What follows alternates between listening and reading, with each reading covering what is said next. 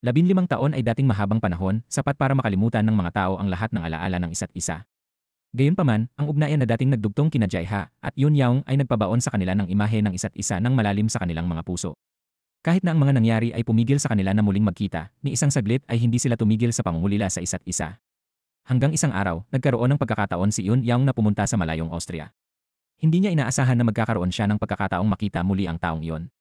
Pagkalapag sa airport, isang dayuhang lalaki ang lumitaw para sunduin si Yoon Yaong. Si Philip ang manager ni Jae-ha na inatasan na salubungin ang isang mahalagang bisita. Ngunit hindi niya kilala ang lalaking ito at inakala niyang isa itong taxi driver na nangakit ng pasahero kaya paulit-ulit siyang tumanggi. Pero dahil sa kanyang pilay na Ingles, hindi makipag-usap si Yoon Yaong sa kanya. Habang iginigiit ni Philip na si Yoon Yaong ang babaeng may asul na scarf na dapat niyang sunduin. Nang tangkain niyang kunin ang maleta nito, sumigaw si Yoon Yaong, akala niya ninanakawan siya, kaya napilitan ang mga gwardiya na makialam na lalong nagpahiya kay Philip.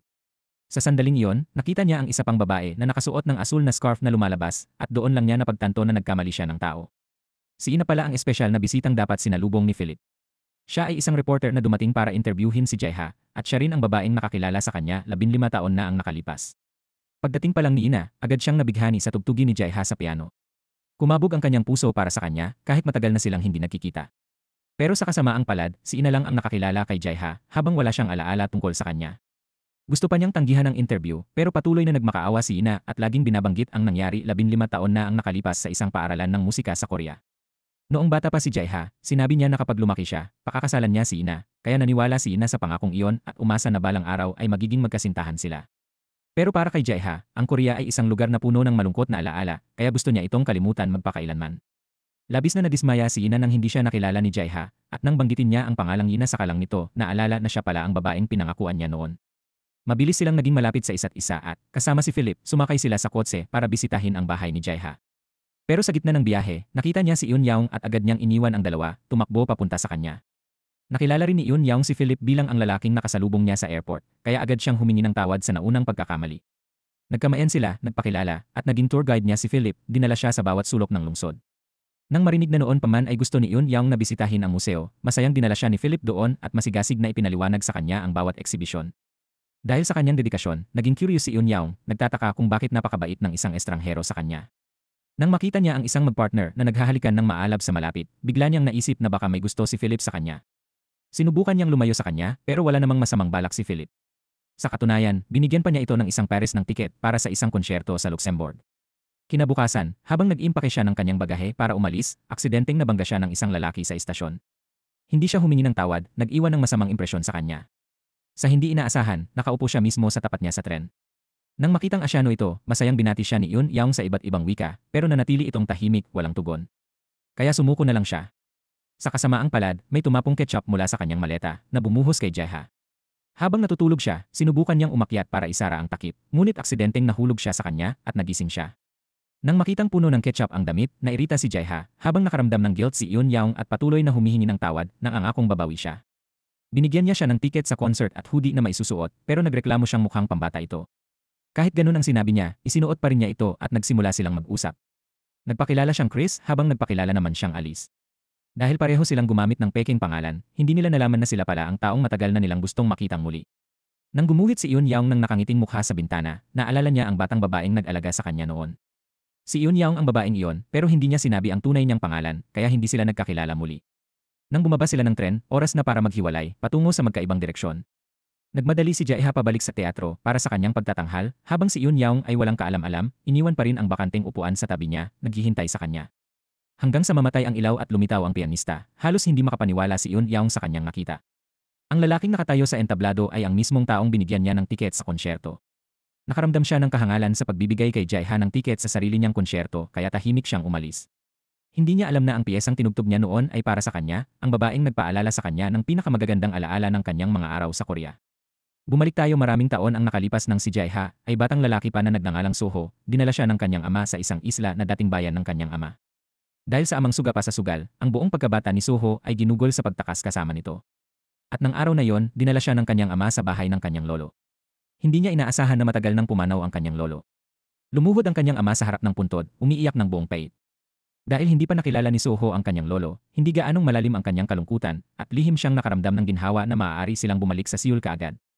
Gayunman, kahit gaano pa siya nagsikap hikayatin ang kanyang ama, tumanggi ang lalaki na umalis at sa halip ay nagpalipas ng gabi sa pag-inom sa tabi ng dagat. Sa pagbabalik-tanaw, nagpapasalamat pa rin si Jaiha dahil salamat sa gabing iyon kaya niya nakilala si Yunyao. Kung hindi, ang kanyang buhay ay magpapatuloy sa kalungkutan at kawalan. Kinaumagahan, natagpuan ni Yunyao at ng kanyang ina ang dalawa na natutulog sa dalampasigan at ginising sila. Nang makita ng kanyang ina ang mukha ni Emily, agad niya itong nakilala.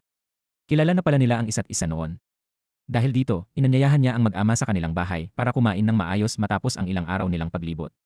Nang tanungin kung anong trabaho ang ginagawa niya, nagsimulang magyabang ang lalaki na nagsasabing nagtatrabaho siya sa Amerika at may bahay sa California. Gayunpaman, sa totoo lang, isa lang siyang sugalero, laging tumatakbo sa mga naniningil ng utang. Nakaupo sa tabi niya, sobrang nahiya si Soho kaya nagsimula siyang umubo ng malakas, kaya akala ng mag-ina ay nabilaukan siya at inalok siya ng tubig. Nang tanungin niya tungkol sa mga plano niya, tiwala ang lalaki na sinabi na babalik siya sa Amerika at hiniling na alagaan si Soho sandali. Pero alam ni Soho na kasinungalingan nito kaya lagi siyang kumakapit sa ama, takot na iwanan. Ngunit nang sabihin ng ama na maghintay habang pupunta sa banyo, hindi na ito bumalik. Nang mapagtanto na nalinlang siya, tumakbo si Soho ng buong lakas, pero huli na. Umalis na ang barko, iniwan siya, umiiyak sa kawalan ng pag-asa, tumatawag sa amang hindi lumingon, sinabi lang na maging mabuti bago tuluyang umalis. Ang pakiramdam ng pag-abandona ay kumitil sa lahat ng kanyang kagustuhang mabuhay. Nag-isa siya sa pantalan na walang mapupuntahan dahil wala siyang matawag na tahanan. Si Yunyao ang dumating at nagbigay sa kanya ng tunay na tahanan.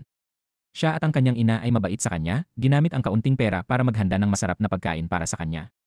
Walang hinihingi ang babae, umaasa lang na maging kaibigan ni Soho ang anak niyang babae, na mahinang kalusugan at bihirang pumasok sa eskwela, kaya't ilan lang ang kaibigan. Sa kabila ng kanilang kahirapan, siniguro pa rin ng mabait na babae na makapag-aral ang dalawang bata. Isang araw nang tawagin si Soho ng guro para sagutin ang math problem sa pisara, nalito siya, hindi alam ang multiplication table at pinagtawanan siya ng mga kaklase. Mabuti na lang at sinagip siya ni Yunyao na nagsabing nanirahan si Soho sa Amerika kaya hindi pa sanay sa mga aralin sa Korea. Dahil sa kanya, nakaiwas si Soho sa kahihiyan at naging sentro pa ng atensyon, pinalilibutan ng mga kaklaseng nagtatanong tungkol sa buhay sa Amerika. Mula noon, lubos na nagpasalamat si Soho kay Yunyao at naging matalik silang magkaibigan, masayang ginugugol ang mga araw nila ng magkasama. Isang araw habang pauwi sila galing eskwela, inanyayahan ni Yunyao si Soho na maglaro ng taguan. Siya raw ang magtatago at si Soho naman ang hahanap sa kanya. Sa gitna ng malawak na bukid ng bulaklak, naglakad si Soho hakbang-hakbang, hinahanap si Yunyao sa lahat ng dako. Ngunit nang tumingin siya sa paligid at walang nakita, tanging siya lamang, nag-iisa, bigla niyang naalala ang araw na iniwan siya ng kanyang ama at napuno ng lungkot ang kanyang puso. Ayaw na niyang maglaro at nagpa siyang umuwi. May ilang oras na ang lumipas nang hindi bumalik ang kanyang ama para sunduin siya, kaya nagsimulang mag-alala si Yunyao. Pagod na sa walang katapusang paghihintay, hindi tiyak kung kailan babalik ang kanyang ama, nagpa siya si Soho na pumunta sa Seoul para hanapin siya. Nang araw na yon, hindi siya makapag-focus sa homework niya na ikinayamot ni Yunyao at nasabi niya na kung gusto niyang hanapin ang kanyang ama, dapat na lang siyang pumunta sa Seoul. Agad, siniseryoso ni Soho ang kanyang mga salita at tumakbo ng diretsyo sa pantalan. Subalit, dahil wala siyang tagapag-alaga, hindi siya pinayagan ng mga pulis na sumakay sa barko kaya napilitang bumalik. Doon niya nakita si Yunyao na umiiyak dahil sa kanya. Talagang nagsisisi ang batang babae sa pagpapahintulot sa kanya na umalis. Ngayong siya'y bumalik, mas umaasa siyang mananatili na ito. Pero hindi pa rin binabaliwala ni Soho ang ideya na hanapin ang kanyang ama. Tumakbo siya sa dalampasigan at sinabing lalangway papuntang Seoul para hanapin ito. Gusto lang niya sanang asarin si Yunyao kunwaring nalulunod pero inakala nitong totoo at tumalon sa dagat ng walang pag-aalinlangan, nakalimutan na hindi siya marunong lumangoy. Nang makitang nahihirapan ito sa tubig, agad na tumalon si Soho para iligtas siya. Bagamat nailigtas at nadala sa ospital si Yunyao, masyadong mahirap ang mga pasilidad doon para sa kinakailangang operasyon.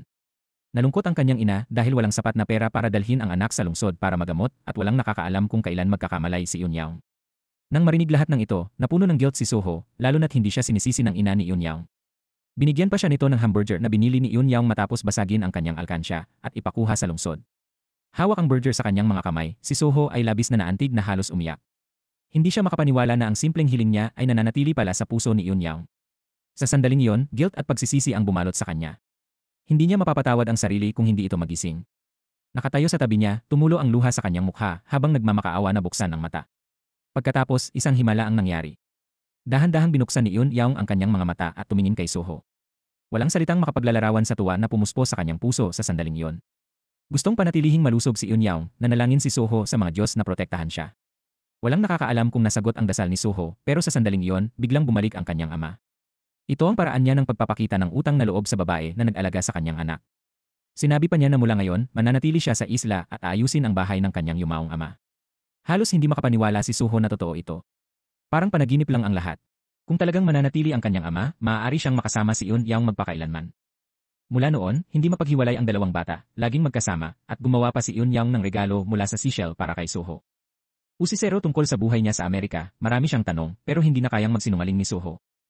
Inamin niyang hindi pa siya nakapunta sa Amerika, hanggang ikalawang baitang lang ang natapos, at batang kalye lang siya, hindi ang taong inakala niya. Nang marinig ito, naramdaman ni Eun Yaong na naloko siya kaya tumakbo palayo. Sa mga sumunod na araw, napuno ng guilt si Suho at umaasang patawarin siya balang araw. Sabay nito, lagi siyang natatakot na baka iwanan naman siya ng kanyang ama. Isang umaga nang magising siya at hindi makita ang kanyang ama, nataranta siya at tumakbong palabas para hanapin ito. Nakita niya ang lalaki mula sa malayo na nakikipag-usap sa isang grupo ng mga tao at nang tanungin niya kung sino sila, nagsinungaling ang kanyang ama na kaibigan daw nila sa paaralan pero sa totoo lang, sila ay mga loan shark.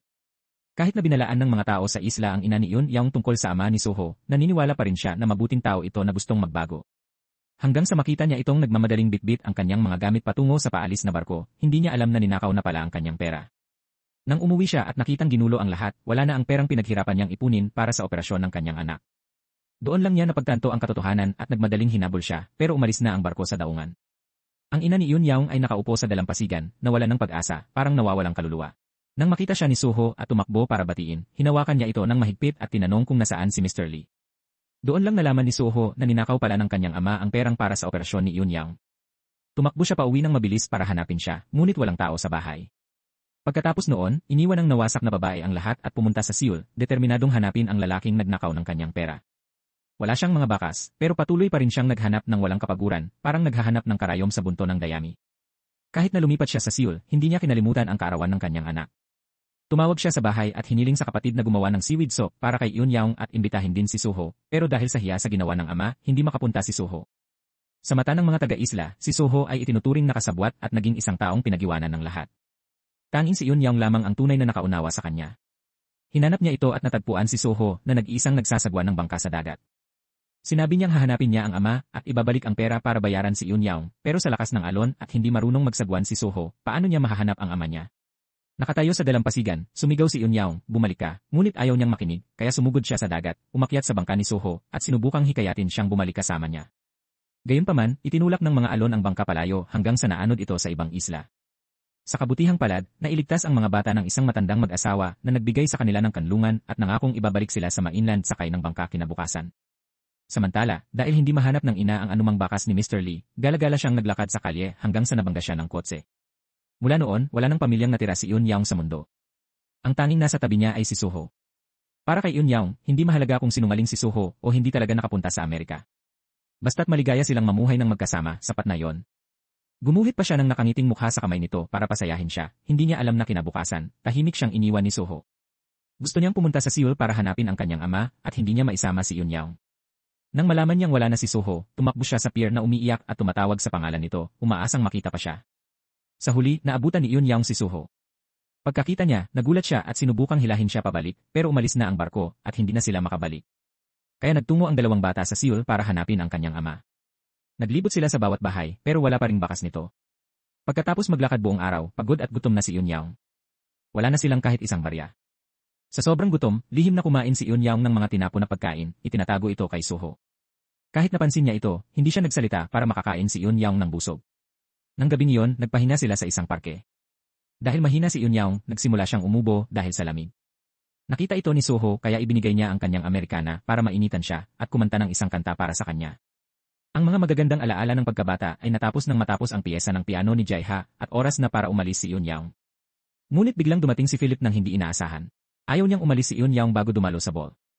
Nang hindi binigyan ng pagkakataon si Eun Yaong na tumanggi, dinala siya ni Philip para makita ang gown na inihanda niya. Napakaganda nito kaya hindi na nakatanggi si Eun Yaong. Bukod pa, bihirang pagkakataon ang makarating sa Austria. Pumayag siyang dumalo sa ball at isinuot ang damit, ang kanyang dalisay na kagandahan ay humanga si Philip. Nang matapos ang pagtatanghal ni Jae-ha, sabik siyang umaasang makita muli si Eun Yaong.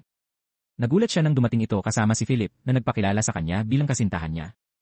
Ang mapaglarong pahayag ni Philip ay nagdulot ng hindi pagkakaunawaan. Inakala ni Jae-ha na niloloko rin siya nito.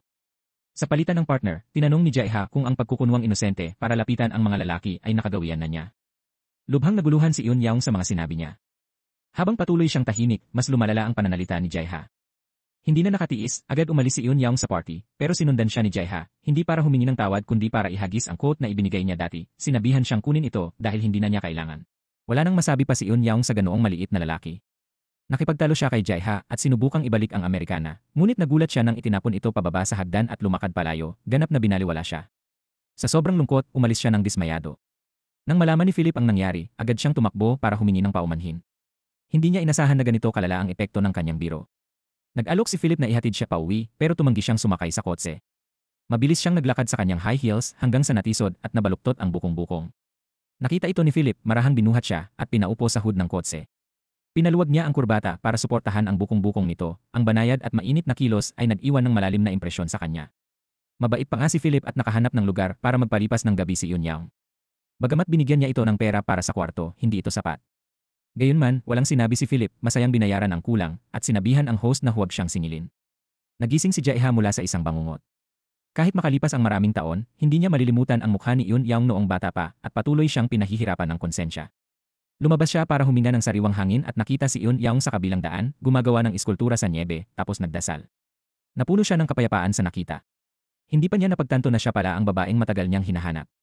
Nang makita niya si Philip na ipinagmamalaki ang kabibe na bigay ni Eun Young bago umalis at marinig ang pangalan nito, doon lang niya naintindihan. Biglang naalala ni Jae-ha ang nakangiting mukha na iginuhit niya noon, ang mga kabibe na ginawa nito, at ang ugali nitong maglaro sa niebe.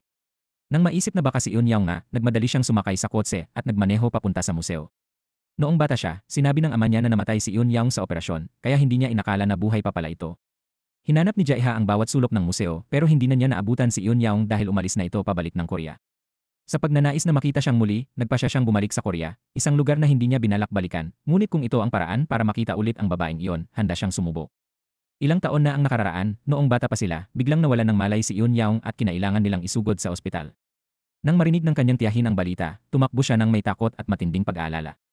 Nagmakaawa siya sa mga nurse na iligtas si Eun Young, tinawag siyang kaawa-awang bata na kamamatay lang ng ina nang hindi man lang nalalaman. Nagkataon na malapit si Soho at narinig ang lahat. Nagulat nang malaman na wala na rin ang tiyahin, lalo niyang sinisi ang sarili. Pagkakita niya, tumakbo si Soho at nagtago sa isang silid kung saan biglang tinawag siya ng isang babae na Jae-ha at mahigpit siyang niyakap, hindi binitawan. Nang makita ng asawa nito ang mukha ng bata, nagulat din siya. Kamukha ni Soho ang kanilang yumaong anak. Dahil dito, nais siyang amponin ng mag-asawa nang angakong sasagutin ang gastos sa operasyon ni Eun Young kung pumayag siya. Upang mailigtas ang buhay niya, hindi nag-atubiling isuko ni Soho ang kanyang pagkakakilanlan at mamuhay sa bagong pangalan, lumipat sa Canada kasama ang mga amang magulang. Pagbalik sa Korea, agad pumunta si Jae-ha sa ospital kung saan ginamot si Eun Young noon para kumpirmahin kung talagang namatay na siya. Tinanong ng staff kung ano relasyon niya kay Eun Young pero dahil di mapatunayan ni Jae-ha ang pagkakakilanlan, hindi sila makapagbigay ng impormasyon. Kahit ganun, tumanggi si Jae-ha na umalis at nanatiling nakaupo doon. Nakita nila ang kanyang pagtitiyaga, kaya naawa sila at pumayag tumulong, pero wala na ang mga medical record mula 10 taon na ang nakalipas. Sinabi nilang susubukan nilang alamin at hiniling na bumalik siya kinabukasan. Habang naghihintay, binisita niya ang palengke kung saan sila ni Eun Young pumupunta noong bata pa sila para balikan ang mga alaala. Biglang nakita niya si Eun Young sa harapan niya. Bago pa siya makatawag, nakasakay na ito sa kotse at umalis. Tumakbo siya ng mabilis hanggat kaya niya para makahabol, pero paano niya malalampasan ang isang makina? Mabilis na sumakay si Jae-ha ng taxi para sundan siya, pero hindi nagtagal ay nawala ang bakas. Hinanap niya ito sa lahat ng lugar at tumigil sa isang maliit na kainan, pero wala siya roon. Pagkaalis niya, dumating naman si Eun Young. Muli, muntik na silang magkasalubong. Samantala, malapit nang magsimula ang press conference, at dahil walang bakas ni Jae-ha, lalong kinabahan si Ina. Mabuti na lang, personal na tumugtog si Philip ng piano para makuha ang atensyon ng lahat habang hinihintay siya. Sa kabutihang palad, dumating si Jae-ha sa tamang oras. Sa komperensya, tinanong ng mga reporter kung bakit siya bumalik sa Korea gayong lagi niyang tinatanggihan ang mga imbitasyon dati. Para ba hanapin ang kanyang unang pag-ibig? Nakaupo sa tabi niya, halatang curious si Ina at umaasang siya ang bibanggit nito. Subalit, tumanggi si Jae-ha na sagutin ang anumang personal na tanong. Pagkatapos ng komperensya, hiningi niya kay Philip ang contact ni Eun Young pero hindi rin niya alam. Binanggit ni Philip na dating sumali si Eun Young sa isang design contest at nanalo ng award. Kung pupunta si Jae-ha doon para itanong ang detalye niya, baka mahanap niya ito. Kinabukasan, agad pumunta si Jae-ha doon pero dahil confidential ang info ng artist, hindi sila makapagbigay ng detalye. Ang tanging maitutulong nila ay ipasa ang numero niya kay Eun Young. Pagkaalis niya, dumating si Philip at nagtanong din ng pareho. Dahil sa kanyang gwapong hitsura, nabalisa ang staff at hindi makatangging tulungan siya. Sa huli, sinabi lang niya na madalas nagbebenta si Eun Young sa pink na food truck, kaya umalis si Philip para hanapin siya. Samantala, sa kabilang dako, nakita ni Jae-ha si Eun Young sa kabilang kalsada. Agad niya itong sinundan at natuklasang nagtatrabaho siya sa isang maliit na kainan. Nagkunwaring customer, pumasok siya at gumamit ng dyaryo para itago ang mukha para hindi siya makilala. Umorder siya ng kimbap at habang naghihintay napansin niyang may ina at kapatid pala itong Yun-Yang. Ang Yun-Yang na kilala niya ay ulilan na sa mundo, kaya akala niya na pagkamalan niya lang ito at umalis na dismayado. Nakitang hindi siya nagbayad, hinabol siya ni Yun-Yang dala ang panyong naiwan niya pero nawala ito sa paningin. Sa daan pabalik, nakita niya ang mga tauhan ng syudad na nagbabaklas ng mga tindahan ng mga tao. Sa sobrang takot, agad niyang binalaan ang kaibigan na mag-impact kaagad. Nang mapansin ni Philip ang kaguluhan, tumakbo siya para tumulong. Hindi sinasadyang itinulak siya ni Mi Jung sa likod ng truck at nadala siya papunta sa bagong lokasyon kasama nila.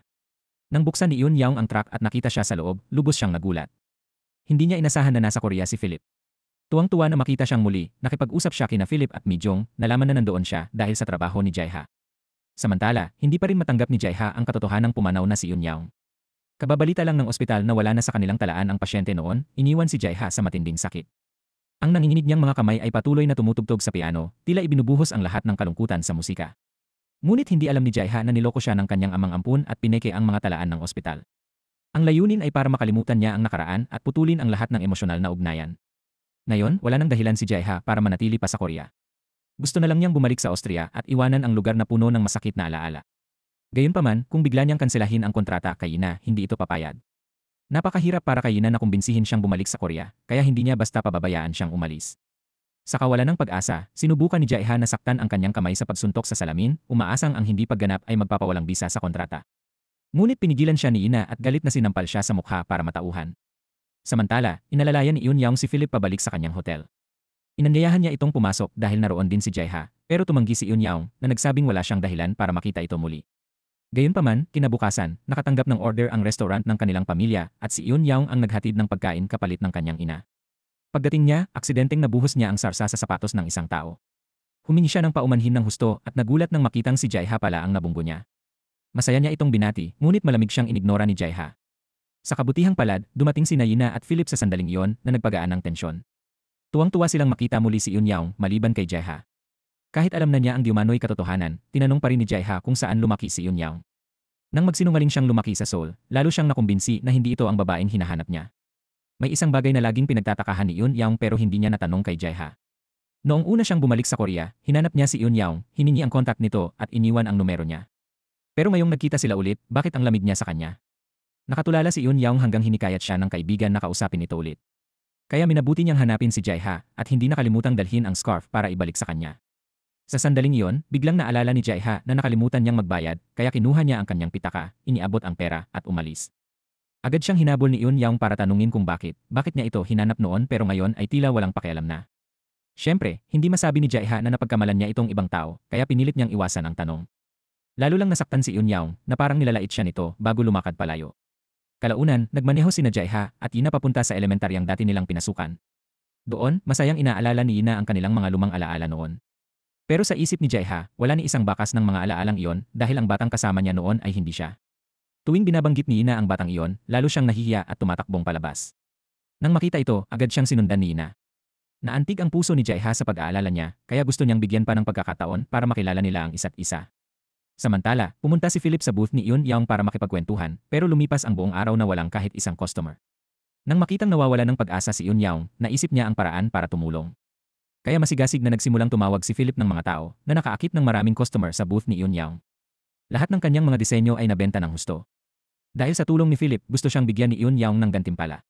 Tinanong niya si Philip kung saan gusto pumunta at inilabas nito ang listahang inihanda na niya. Maraming lugar siyang gustong puntahan pero hindi kayang samahan ni Yun-Yang sa lahat. Basketball lang ang nilaro nilang dalawa pero napakasaya pa rin ng kanilang karanasan. Nang gabing iyon, habang bumubuhos ang ulan at lumalamig ang hangin, naupo sila sa kotse kumakain ng instant noodles at nagkwentuhan ng marami. Talagang nagustuhan ni Philip ang ngiti ni Yun-Yang dahil ito ay nagpapaalala sa kanya ng kanyang ina na nasa langit na ngayon. Pagkatapos, hinatid niya ito pabalik sa hotel na tinutuluyan niya at sinabihan siyang maghintay sa labas habang kukuhanin niya ang regalong inihanda. Habang nagmamasid sa paligid, napansin niya ang isang kahon. Nadaig siya ng kanyang kuryosidad kaya binuksan niya ito para makita ang laman. Pero bago pa niya makita ang seashell na dating ibinigay kay Jae-ha, bumalik na si Philip. May dala siyang gift box at sa loob nito ay isang peres ng sapatos na inihanda niya para kay Yun-Yang. Mahinahon niyang sinabi, alam kong magkaiba ang buhay sa Korea at Austria para sa'yo, pero dapat kang lumabas ng madalas, gawin ang gusto mo, at isuot ang sapatos na to kasama ko. Ikaw ba ang magiging girlfriend ko? Ginamit ni Philip ang lahat ng kanyang sinseridad para ipahayag ang kanyang damdamin kay Yun-yang, pero sa kasamaang palad, hindi siya magaling sa Ingles at hindi siya naintindihan. Hinintay na lang niya ang araw na mapansin nito ang kanyang nararamdaman at sa kanya personal na isusuot ang sapatos sa paa nito. Subalit, aksidenteng nahulog ni Yun-yang ang kahon. Habang pinupulot niya ito, bumalik si Jae-ha. Nang makita ang mahalagang alaala na hinawakan ng iba, nawalan siya ng kontrol, agad na sinunggaban ito at sinigawan si Yun-yang. Nakita ni Philip ang pangyayari, naramdaman niyang sobra na ang ginawa ng kaibigan at hiningi na humingi ito ng tawad sa kanya. Pero lalo pang nagalit si Jae-ha at gusto niyang palayasin silang dalawa. Matindi ang pagtatalo ng dalawa kaya nalito si Yun-yang at napilitan siyang umalis muna. Mabilis na hinabol ni Philip si Yun-yang para humingi ng paumanhin para sa kaibigan, umaasang hindi lalala ang hindi pagkakaunawaan sa pagitan nila. Bukod pa rito, dahil si Yun-yang ang babaeng gusto ni Philip, wala siyang ibang hangad kundi ang magkasundo sila ng kaibigan niya. Pagkatapos noon, kinausap niya si Jae-ha, pero hindi sila nagkaintindihan, kaya umalis si Philip. Nang makaalis na siya, saka lang naisip ni Jae-ha ang kanyang mga ginawa at napagtanto kung gaano siya naging malupit, kaya tinawagan niya si Philip para humingi ng tawad. Pero, naiwan ni Philip ang kanyang telepono sa bahay ni Yun-yang, kaya siya ang sumagot. Pasensya na, pero tuwing nakikita ko ang babaeng iyon, sobrang sumasakit ang puso ko. Galit na galit ako kaya hindi ko mapigilan ang sarili ko. Pakisabi kay Alice na humihingi ako ng tawad. Kahit narinig niya mismo ang mga salitang iyon mula kay Jae-ha, hindi pa rin makalimutan ni Yun-yang ang nangyari sa kanila. Kinabukasan, dinala niya ang telepono sa hotel at hiniling sa staff na ibigay ito kay Philip dahil wala ito sa kanyang kwarto. Pagkatapos, pumunta siya sa banyo at aksidenteng nabangga niya ang isang babae. Tila walang anuman ito, pero nang makita ni Yun-yang ang isang pitaka sa basurahan, naisip niyang may naghulog nito at balak niyang ibalik ito sa front desk. Hindi inaasahan, ang parehong babae ay nagrereklamo na ninakaw ang kanyang pitaka. Nang makita si Yun-yang na hawak ang kanyang pitaka at napansin na wala na ang lahat ng pera, agad niyang inakusahan si Yun-yang bilang magnanakaw at tinangkang kaladkarin siya sa istasyon ng pulis. Sinabi ni Yun-yang na hindi siya ang magnanakaw at aalis na sana, pero hinabol siya ng babae, inagaw ang kanyang bag, at walang hiyang ibinuhos ang lahat para suriin, pinahiya si Yun-yang sa harap ng lahat. Kung hindi siya ipinagtanggol ng mga tauhan ng hotel na nagsabing kung magnanakaw siya ay hindi niya dadalhin ang pitaka sa counter para hanapin ang may-ari, hindi sana umatras ang babae. Humingi ng paumanhin si Yun-yang pero mayabang ang babae at hindi man lang siya sineseryoso. Aalis na sana siya nang pigilan siya ni Jae-ha. Nasaksihan niya ang lahat ng nangyari at pinilit ang babae na humingi ng tawad kay Yun-yang. Pagkatapos noon, lumapit si Jae-ha para tulungan si Yun-yang na kunin ang kanyang mga gamit pero tumanggi siya sa anumang tulong mula sa kanya. Pagkaalis niya, ibinigay ng receptionist kay Jae-ha ang telepono ni Philip at sinabing dinala ito ni Yun-yang doon. Doon niya napagtanto na ang taong sumagot sa tawag kahapon ay si Yun-yang. Nakita rin ng receptionist ang compact powder ni Yun-yang at hiniling sa kanya na ibalik ito. Pero nang buksan ni Jae-ha ito, sira na pala. Kalaunan, pinuntahan niya ang kaibigan para ibalik ang telepono at humingi ng tawad kay Philip at ikinuwento rin ang nangyari kay Yun-yang para maaliw siya ni Philip. Pagkarinig ni Philip sa balita, umalis siya kaagad. Pero pagdating niya sa booth, wala roon si Yun-yang. Sinabi ng kaibigan niya na bumisita ito sa kanyang ina, kaya agad na pumunta si Philip sa isla para hanapin siya. Samantala, hindi mapigilan ni Jae-ha na isipin ang eksena kung paano napahiya si Yun-yang sa babaeng iyon. At dahil nasira ang kanyang tanging compact, pumunta siya sa mall para bumili ng bago para sa kanya. Nagkataon na nakita siya ni Yina at ng kaibigan nito at inakala nilang para kay Ina ang binili niya. Tuwang-tuwa siya at inanyayahan si Jae-ha na kumain kasama niya, pasimpleng nagpaparinig tungkol sa regalo para makita kung may sorpresa ba siya. Pero walang anumang reaksyon si Jae-ha. Samantala, pagkatapak pa lang ni Yun-yang sa isla, nakita niya agad si Philip doon na lubhang ikinalito niya. Tinanong niya kung bakit siya naparoon at tapatang sinabi ni Philip na namimiss niya ito. Dinala niya ito sa puntod ng kanyang ina at buong pagmamalaking ikinuwento ang maraming istorya tungkol sa kanya. Siyempre, dahil nakabalik na siya sa isla, hindi nakalimutan ni Yun-yang na bisitahin ang tiyahing nag-aruga sa kanya kapalit ng kanyang ina. Nang makita ng tiyahin si Philip, tumango siya nang may pagsang-ayon, pinuri kung gaano kagwapo si Philip at kuryosong nagtanong tungkol sa kanilang relasyon, kung sila ba'y magkasintahan. Pero agad itong itinanggi ni Yun-yang. Bagamat wala siyang nararamdaman para kay Philip, iba ang sitwasyon para sa kanya. Habang magkasama silang nakaupo at pinapanood ang romantikong paglubog ng araw, inakbayan niya si Yun-yang pero patuloy itong tumanggi. Dahil masyadong nahumaling sa tanawin, hindi nila naabutan ang huling ferry ng araw. Dahil hindi na sila makabalik, napilitan silang umupa ng matutuluyan para sa gabi. Magkahiwalay man ang kanilang silid, nagkita pa rin sila at nag-usap sandali. Paulit-ulit na ipinahayag ni Philip ang kanyang damdamin para kay Yun-yang pero hindi ito tumugon. Nang gabing iyon, bigla namang tumawag si Jae-ha kay Yun-yang na ikinagulat niya. Talagang gusto niyang humingi ng tawad sa mga masakit na salitang binitawan niya noon. Iyon lang ay sapat na para isipin niya si Jae-ha buong magdamag. Kinabukasan, sumama siya kay Yina para sunduin ang kanilang mga magulang sa airport. Pagbalik nila sa hotel, nakasalubong nila si Yun-yang na naghihintay kay Philip sa labas. Masigasig na ipinakilala ni Yina si Yun-yang sa kanyang mga magulang, habang tahimik lang si Jae-ha. Matapos ihatid ang mga magulang sa kwarto, nagdahilan siya para hanapin si Yun-yang pero nakita niyang inamin ni Philip ang pagmamahal dito, sinusuotan ng sapatos at niyayakap. Nakita niya kung gaano sila kalapit sa isa't isa at hindi niya maiwasang makaramdam ng panghihinayang. Hindi na maibibigay ang compact powder na balak niyang ibigay kay Yun Yaong. Nang maghahalikan na sila, tumalikod siya, hindi niya alam na itinulak ni Yun Yaong si Philip. Hindi pa siya maaaring maging kasintahan nito. Bagamat labis na nadismaya si Philip, ayaw niyang pilitin siya sa anumang ayaw niya. Samantala, nagpulong ang dalawang pamilya para talakayin ang kasal ni Yina at Jaeha. Sa harap ng ama, kinakabahan si Jaeha, natatakot na makilala siya bilang impostor. Mabuti na lang at wala pang napapansin ang lalaki. Hindi nagtagal, dumating sina Philip at Yun Yaong at umupo sa kabilang mesa. Noon, palaging nagkakatinginan sina Yun Yaong at Jaeha, ngunit may hindi nakikitang pader sa pagitan nila. Habang kumakain, napansin ng ama ni Ina na nakaliwete si Jaeha noon, pero kanang kamay ang gamit niya ngayon. Dahil dito, labis na kinabahan si Jaeha at ang kanyang mga magulang. Agad silang nagsinungaling na sinanay nila siyang gamitin ang kanang kamay, ngunit naramdaman pa rin ni Jaeha na parang sinasakal siya. Dahil sa takot na malantad, lumabas siya sandali at nagkataong nakasalubong si Yun Yaong. Gusto niyang ibigay ang compact powder pero nahulog niya ito. Pagbalik niya sa mesa, napulot na ito ng waiter at ibinalik sa kanya. Kinabukasan, nagpasya si Jaeha na bisitahin si Yun Yaong para ibigay ang compact powder, pero noon din, sinisira ng mga taga-singil ng utang ang bahay niya. Nakita niya kung gaano sila kaagresibo, kaya agad na sumugod si Jaeha para kalabanin sila. Gayunpaman, pinigilan siya ni Yun Yaong at nangakong tiyak na babayaran niya ang mga ito. Bukod dito, ayaw niyang makialam si Jaeha sa kanyang personal na buhay at umaasa siyang dito na matatapos ang lahat sa pagitan nila. Nang malaman ng kanyang matalik na kaibigan na nahihirapan si Yun Yaong dahil sa utang ng kanyang amang ampun, nagalit siya. Noon pa man, nawalan na ng pagkakataon si Yun Yaong na makapag-aral sa universidad dahil sa kanyang kapatid at ngayon ay nadadamay na naman siya. Pero para kay Yun Yaong, lahat ay nagpakita ng kabutihan sa kanya. Nang magising siya matapos ang operasyon, walang tao sa tabi niya. Ang ina lang niya ang tumulong sa kanya, kaya hindi niya makakalimutan ang kabaitan na yon. Para tulungan ang pamilya, pumunta si Yun Yaong sa bangko para umutang, pero dahil wala siyang regular na trabaho, hindi siya napahiraman. Sa gitna ng lahat ng kaguluhang ito, nagkasakit ang kanyang ina at nakipag-away ang kapatid na humantong sa pagdadala sa istasyon ng pulisya. Humingi ng 2 milyong won ang kabilang panig bilang bayad pinsala, napakalaking halaga para sa kanilang pamilya. Bukod pa riyan, kinabukasan na rin ang huling araw para bayaran ang utang, kaya lahat ng pasanin ay nasa kanyang balikat. Hindi alam ni Yun Yaong kung kanino siya hihingi ng tulong. Tiyak na tutulungan siya ni Philip, pero kung hihingi siya ng pera sa nanliligaw sa kanya, mawawalan siya ng dignidad.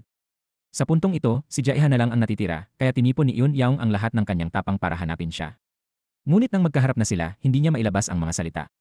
Matapos mautal ng matagal na hindi maipaliwanag ang dahilan ng pagpunta niya, tahimik na tumalikod si Yun Yaong at umalis. Gayunpaman, alam na ni Jaeha ang lahat at determinado siyang gawin ang anumang kinakailangan para tulungan siya. Dahil tiyak na tatanggihan ni Yun Yaong kung tutulungan niya ito ng direkta, nagpasya siyang dumaan kay Philip. Dati, naghahanap si Ina ng gagawing gabay para kay Jaeha, kaya muli niyang inihain ang suhestyon. Siyempre, tinanggihan ni Jaeha ang ibang kandidato, sinasabing walang bagay sa kanya, kaya naisip agad ni Philip si Yun Yaong na wala pang regular na trabaho. Nang banggitin niya ito, nag-alinlangan si Yun Yaong, pero nang isipin ang hirap ng kanilang pamilya, naintindihan niyang makakatulong ang trabaho, kaya pumayag siya. Masayang okasyon ito na dapat ipagdiwang, kaya uminom ang dalawa hanggang sa lubos silang nalasing. Nang gabing iyon, tinulungan ni Yun Yaong si Philip pabalik sa hotel, at naglakad pa uwi ng mag-isa. Sa daan, naalala niyang nakalimutan niya ang kanyang sapatos, kaya bumalik siya para kunin ito. Biglang bumuhos ang ulan. Nang makita siyang nasa labas sa ilalim ng ulan, lumabas si Jaeha na may dalang payong para protektahan siya at tinanong kung ano ang hinahanap niya. Sinabi ni Yun Yaong na hinahanap niya ang kanyang sapatos, pero sa ganitong panahon, magkakasakit lang siya. Gusto talaga ni Jaeha na ipasok siya, pero pinilit niyang hanapin ang mga ito kahit ano pa mangyari. Nang makita niya ang mga ito, ngumiti siya ng maliwanag at ipinakita ito sa kanya ng may pagmamalaki na nagpatawa rin sa kanya.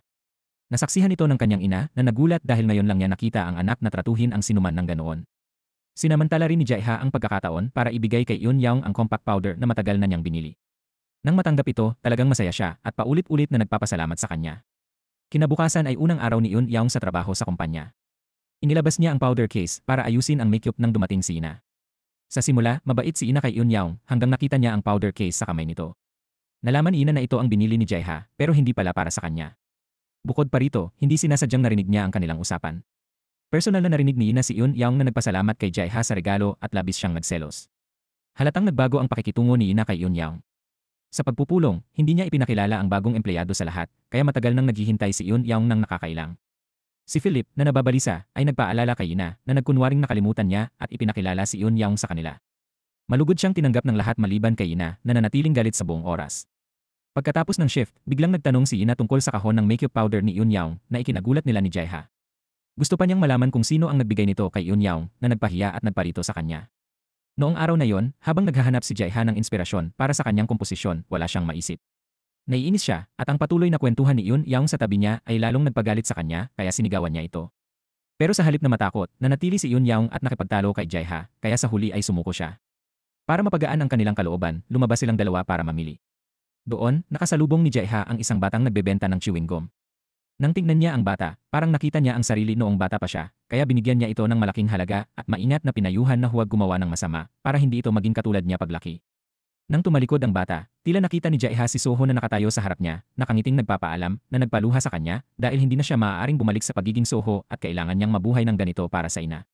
Nang makita niya sina Jae-ha at Yun Yaong na magkasama, lalo siyang nag-alala at ayaw niyang may babaeng may ganitong pangalan na lumapit sa kanyang anak. Para ihiwalay siya kay Yun Yaong, gusto niyang magbitiw ang asawa niya sa Ministry of Foreign Affairs at bumalik sa Austria kasama si Jae-ha, pero tumanggi ito. Hindi nagtagal, may pagtatanghal siya sa ibang lungsod, kaya si Ina ang nag-alok na ihatid siya roon. Pero mas gusto niyang pumunta mag-isa at sinabi niyang sasakay na lang siya ng tren. Dahil si Yun Yaong ang tauhan ni Jae-ha, sinabi ni Ina na ihatid lang siya sa istasyon at huwag na huwag sasama sa kanya. Pero nang makilala ni Jae-ha si Yun Yaong, ayaw na niyang pumunta mag-isa at sumama sa kanya sakay ng kotse papunta sa venue ng palabas.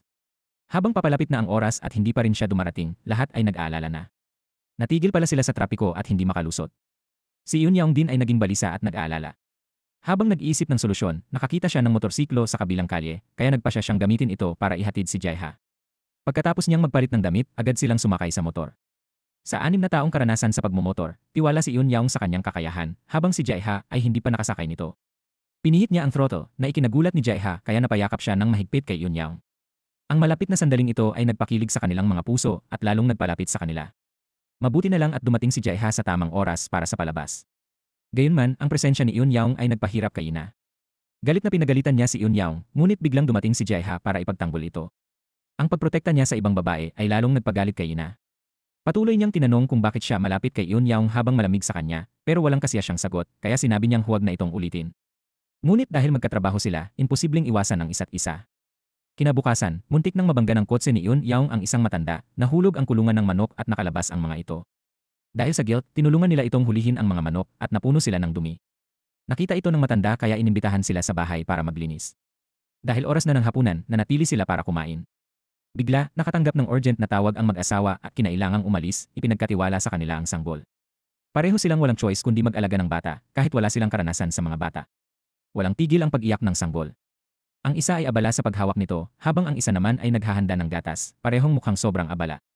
Pero sinumang makakita sa kanila sa sandaling iyon ay isipin na mukhang tunay silang mag-asawa. Samantala, si Ina, na hindi makontak si Jae-ha buong araw, ay labis na nag-aalala. Nang sa wakas ay makalusot ang tawag, narinig niya ang boses ni Yun Yaong sa telepono at nabigla siya. Ang isipin na magkasama sila ay nagpadurog sa puso ni Ina pero wala siyang magawa.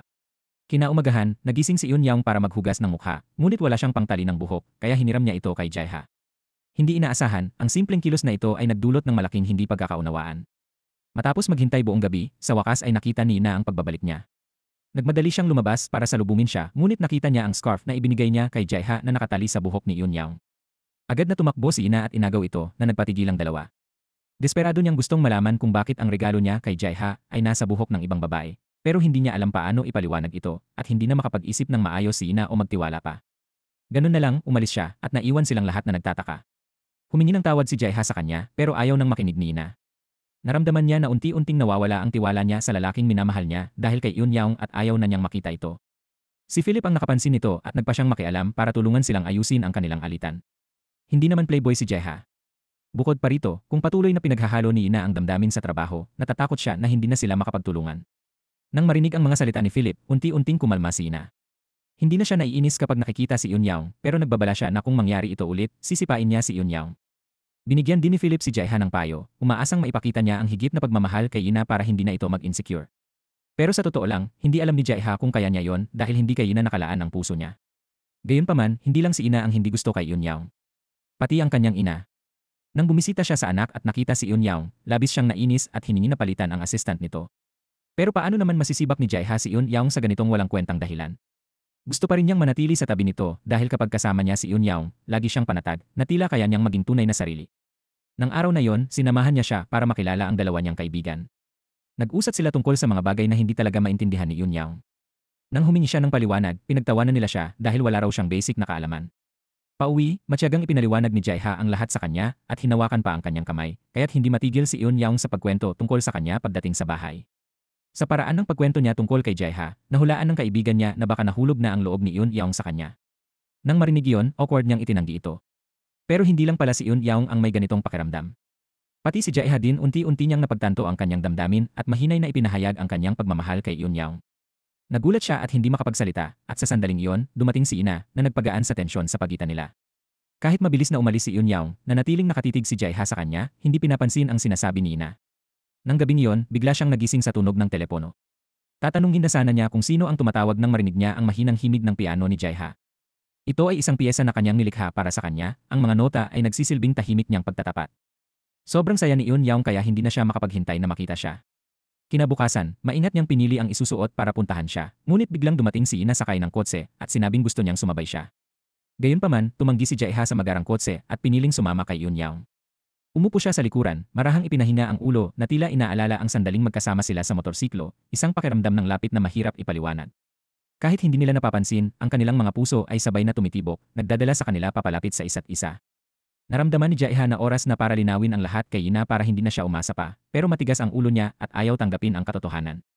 Nang araw na yon, dumating sila para mag-record ng musika, pero hindi makapag-focus si Jaeha sa piano dahil laging nakasandal si Philip sa tainga ni Eun Yaong, kaya napapanood niya sila at nawalan ng konsentrasyon. Hindi rin naging maayos ang recording session dahil may mga kakaibang ingay na umaalingaw sa buong silid. Naghiwalay ang lahat para hanapin ang pinagmulan, at biglang napansin ni Eun Yaong ang isang glass panel sa itaas na nanginginig dahil sa malakas na hangin. Malapit na itong bumagsak kay Eun Yaong nang biglang tumakbo si Philip para protektahan siya. Kahit hindi siya gaanong nasaktan, kailangan pa ring bendahan ang kamay ni Philip. Pagkatapos noon, binisita ni Jaeha ang kaibigan, gusto ring malaman kung gaano kahalaga si Eun Yaong kay Philip kung siya ba'y taong kayang isakripisyo ang lahat. Inamin ni Philip na mahal niya si Eun Yaong at hindi lang siya ang may gusto sa kanya. Ang nararamdaman din ni Jaeha para kay Eun Yaong ay nagpahirap sa sitwasyon. Sa isang banda ang babaeng pinakamamahal niya, sa kabilang banda naman ang kanyang matalik na kaibigan. Nasasaktan si Jaeha at hindi alam ang gagawin, kaya humingi siya ng payo sa isang pari. Si Philip ay kaibigan na palaging nagtitiwala sa kanya at hindi kayang ipagkanulo ni Jaeha dahil sa pagkamakasarili. Kaya nagpasya siyang ibaon ang kanyang damdamin at unti-unting kumilos ng malamig kay Eun Yaong para natural siyang lumayo. Ngunit hindi handa si Eun Yaong na sumuko ng walang matibay na dahilan. Galit na hinarap niya si Jaeha, bakit bigla mo akong tinatrato ng ganito? Sa tingin ko may mali kang naintindihan, sagot niya. Ang pagiging mabait ko sa'yo ay hindi nangangahulugang gusto kita. Noong una, natuwa ako dahil magkaiba tayo ng mundo, pero ngayon wala na akong interes sa'yo. Hindi makapaniwala si Eun Yaong na masasabi ni Jaeha ang ganoon kalupit. Sinampal niya ito at yumuko, umiiyak sa sakit ng loob. Habang hindi makalayo si Jaeha, bumalik siya at hinalikan ito, hindi alam na nakita ni Philip ang lahat. Gayunpaman, hindi nagsalita o kumilos si Philip. Hindi man lang niya tinanong si Jaeha kung bakit kinuha ang babaeng mahal niya, kahit magkaibigan sila. Inilabas ni Philip ang frustrasyon sa trabaho na nagdulot ng away nila ni Jaeha hanggang sa kailangang pigilan sila ni Ina. Pero hindi maaaring magpatuloy ang lahat ng ganito. Kaya, inanyayahan ni Philip ang lahat sa isang restaurant, kabilang sina Jaeha at Eun Yaong. Sa harap ng karibal, magalang siyang humila ng upuan para sa kanya, naglatag ng napkin kay Eun Yaong at pinutol ang karne nito, ginagawa lahat para ipakita ang pagmamalasakit at para makita ito ni Jaeha. Pagkatapos, lumapit si Philip sa piano at sinabi, ngayon, tutugtugin ko ito para sa babaeng mahal ko. Umaasa siyang aabot sa puso ni Eun Yaong, pero ang puso niya ay sa iba na. Hindi matiis ni Eun Yaong na makitang nasasaktan si Philip dahil sa kanya, pero alam niyang kailangan niyang linawin na hindi niya kayang suklian ang damdamin nito, kahit masaktan niya ito ng paulit-ulit. Ayaw rin ni Jaeha na makitang ganoon kalungkot si Philip. Gusto niyang mag-usap silang dalawa, pero naramdaman ni Philip na sobra na ang sakripisyo niya. Wala siyang anuman, samantalang si Jaeha ay may lahat, pamilya, karera, at pag-ibig. Kung sasabihin ko sa iyo na wala sa mga bagay na yon ang talagang pag-aari ko, maniniwala ka ba? Pero hindi alam ni Philip ang nakaraan ni Jaeha, kaya syempre hindi siya naniwala. Sa pagkakataong ito, nalantad na ang pagkakakilanlan ni Eun Yaong. Si Mr. Myung-hoon ay nag-utos ng investigasyon at natuklasan na siya ang batang babae noon. Samantala, naglibot si Jaeha sa istasyon ng tren at nagkataong nakita muli ang batang nagtitinda sa kalye. Nang makitang nahihirapan pa rin ang bata, binigyan siya ni Jaeha ng numero para tumawag kapag kailangan ng tulong. Sa kabilang banda, kailangan ng superior ni Eun Yaong ng mas maraming footage ni Jaeha, kaya inatasan siyang i-record siya. Sinimulan niya ang pagkuha ng video, sinasapol ang mahahalagang sandali niya. Noong una, medyo nailang si Jaeha, pero hindi nagtagal ay nagtrabaho sila ng maayos. Lubos nilang naintindihan ng isa't isa at bawat sandaling magkasama sila ay puno ng kaligayahan. Pero ang kanyang ina ay laging dumarating sa tamang oras para paghiwalayin sila. Ayaw niyang makasama ng kanyang anak ang isang mahirap at simpleng babae, kaya pumunta siya sa restaurant ng pamilya ni Eun Yaong para suriin ang kanilang kalagayan. Umorder siya ng maraming pagkain pero halos wala siyang kinain. Nang magbayad, tumanggi siyang kunin ang sukli pero hindi ito tinanggap ng ina ni Eun Yaong. Ayaw niya kapag hindi nauubos ng mga tao ang kanilang kimbap, kaya ipinakete niya ito para maiuwi ng babae. Pero pagkalabas niya, itinapon agad ng babae ito sa basurahan, sakto nang dumating si Yun Yang. Sinabihan siya ng babae na sumunod at nakita sila ni Philip. Siyempre, iisa lang ang dahilan, gusto niyang lumayo si Yun Yang kay Jaeha. Inalok siya ng babae ng malaking halaga para umalis sa trabaho, pero tumanggi si Yun Yang. Gusto niyang panatilihin ang kanyang dignidad dahil noong kasama niya si Jaeha, hindi siya nagpahalaga sa pera. Nang makita kung paano hinahamak ng babae si Yun Yang, hindi napigilan ni Philip ang galit at sinabi kay Jaeha ang lahat. Agad na kinonfront ni Jaeha ang kanyang ina. Nakiusap siya sa kanya na tanggapin ang babaeng mahal niya, ngunit hindi lamang ang kanyang ina, maging ang kanyang ama ay mariing tumutol dito. Sa katunayan, ang dalawang pamilya ay hindi magkapantay ang katayuan at bukod pa rito, siya rin ang babaeng minamahal ni Philip. Bilang magkaibigan, hindi dapat ito ginawa ni Jaeha, pero paano niya pipigilan ang sarili kung hindi naman nakikinig ang kanyang puso? Ang bawat araw na kasama si Yun Yang ay purong kaligayahan para kay Jaeha. Sinabi niya kay Yun Yang na panahon na para opisyal na ipaalam kay Philip ang tungkol sa kanilang relasyon. Nang dumating si Jaeha, nakita niya si Philip na walang tigil na umiinom at patuloy na nagsasalita tungkol kay Yun Yang. Nakita niya ang kaawa-awang kalagayan ni Philip kaya hindi na nakapagsalita si Jaeha at tahimik lang na nakinig. Samantala, natagpuan ng ginang ng bahay ang investigasyon tungkol kay Yun Yang sa drawer ng asawa, nagpapatunay na siya nga ang babaeng hinahanap ni Jaeha noon pa. Ngayong alam na niya ito, determinado siyang pigilan ang dalawa na magkasama. Samantala, habang wala si Jaeha sa bahay, dumaan si Ina, kinuha ang pelikulang naitala niya kasama si Yun Yang at dinala ito sa kumpanya para panoorin. Naroon din si Philip at pareho nilang nakita ang mga eksena ni Jaeha at Yun Yang na naglalambing sa malaking screen. Pareho silang nagulat, sina Ina at Philip. Maging si Jaeha ay nagulat nang biglang lumantad ang pangyayari ng walang anumang paghahanda. Kahit handa na siya sa posibilidad na ito, nang makita ulit ng sarili niyang mga mata, nagalit si Philip at sinuntok si Jaeha. Tinanong niya kung bakit kailangan si Yun Yang at hindi na lang ibang babae. Pero ang damdamin ay hindi kailanman kayang ipaliwanag. Hindi kailanman itinanggi ni Jaeha ang anuman at tinanggap ang buong pananagutan, hiniling lang kay Philip na huwag sisihin si Yun Yang. Samantala, personal na nakipagkita ang babae kay Yun Yang at hiniling na makipaghiwalay ito kay Jaeha. Malinaw niyang ipinaliwanag ang pagkakaiba ng kanilang katayuan sa lipunan na ang pagpapatuloy ng relasyon ay magdudulot lang ng paghihirap kay Yun Yang. Bukod dito, si Ina mismo ang humarap sa kanya, inakusahan si Yun Yang na siyang pangatlong taong sumira sa kanila ni Jaeha, pati na rin sa pagkakaibigan nila ni Philip. Kung hindi sana sumingit si Yun Yang, walang sinuman ang magdurusa. Dahil ayaw niyang may masaktan dahil sa kanya, pinag-isipan nito ni Yun Yang at nagpa siyang magbitiw sa trabaho. Samantala, muling nakita ni Jaeha ang batang lalaki. Nang makitang nakasuot pa rin ito ng lumang tsinelas, mabait niyang dinala si Kang Ho sa mall at sinabing pumili ng anumang gusto at bibilhin niya ito. Tumakbo si Kang Ho sa tindahan at pumili ng sapatos na kanyang nagustuhan. Kalaunan ay ipinagmalaki ito ng bata sa kanyang ama, kaya nagtataka ang lalaki tungkol sa misteryosong tao na patuloy na tumutulong sa kanyang anak. Itinuro ni Kang Ho ang TV at sinabing si Jaeha ang tumulong sa kanya. Napanood ng kanyang ama ang kanyang anak sa telebisyon, ngunit hindi niya ito nakilala. Sa sandaling yon, dinala ni Yun Yang ang kanyang resignation letter kay Ina. Lahat ng nangyayari ay isang bagay na hindi niya kailanman nais. Talagang nalulungkot siya dahil mula nang makilala niya si Ina, lagi niyang itinuturing siyang nakatatandang kapatid. Ayaw rin ni Ina ng anumang alitan sa pagitan nila, ngunit marahil mas mabuti para sa lahat ang pag-alis ni Yun Yang. Paglabas ni Yun Yang sa gate, nakita niya si Jaeha na naghihintay sa kanya. Masaya siya, hindi niya alam na nagbitiw na pala si Yun Yang sa trabaho. Sa araw na yon, gusto ni Jaeha na maging driver niya at dalhin siya kahit saan niya gustong puntahan. Marahil ito na ang huling regalo nila sa isa't isa. Sinabi ni Jaeha na dadalhin niya si Yun Yang sa marami pang biyahe sa hinaharap, pero para sa kanya, wala nang susunod na pagkakataon. Nagpaalam siya kay Jaeha ng luhaan, hinalikan ang kamay nito bilang huling pamamaalam. Nang mga panahong iyon, nalaman din ni Philip na nagbitiw na si Yun Yang sa trabaho. Galit na galit siya kay Ina, pero dahil superior niya ito, wala siyang magagawa. Labis na nag-aalala si Philip kay Yun Yang, hindi alam kung gaano kalaki ang sakit na tinitiis niya, kaya dali-dali siyang pumunta sa bahay nito. Sa mga sandaling iyon, maayos naman pala si Yun Yang. Ayaw na niyang mamuhay ayon sa opinyon ng iba at gusto na lang niyang maging totoo sa sarili. Kinabukasan, nagpadala pa ang ginang ng tao para bilhin ang restoran ng pamilya ni Yun Yang sa malaking halaga. Inakala ng kanyang ina na magandang bentahan ito kaya agad pumayag ng walang pag-aalinlangan. Mabilis na umabot kay Jaeha ang balita tungkol sa pagbibitiw ni Yun Yang. Hindi pinansin ang pagpipigil ni Ina, nagmadali siyang pumunta sa bahay nito pero sarado ang mga pinto. Kahit gaano pa siya tumawag, walang sagot, kaya tumakbo si Jaeha sa mga lansangan sa pag-asang mahahanap ang delivery truck niya pero wala siyang natagpuan. Samantala, gusto ng kanyang ina na mapabilis ang mga bagay para maiwasan ang problema, kaya tinalakay niya ang plano ng kasal kay Ina. Matapos marinig ang balita, tinanggap na ni Philip ang lahat at hindi na nagalit kay Jaeha. Sa halip, umaasa siyang maibabalik ni Jaeha ang tawa sa buhay niya at maibabalik din si Yun Yang. Matapos ang ilang araw na paghahanap, sa wakas ay natagpuan ni Jaeha si Yun Yang. Hindi na niya inisip kung paano ito lalaban, hinila niya ito patungo sa isang tahimik na lugar kung saan sila'y makakapag-isip at makakatingin sa ibang pananaw, walang takot, pakikinig lang sa kanilang puso. Sa harap ni Jaeha, hindi na makapagsinungaling si Yun Yang. Ang nararamdaman niya para sa kanya ay mas malakas kaysa anupaman at muli silang nagkabalikan.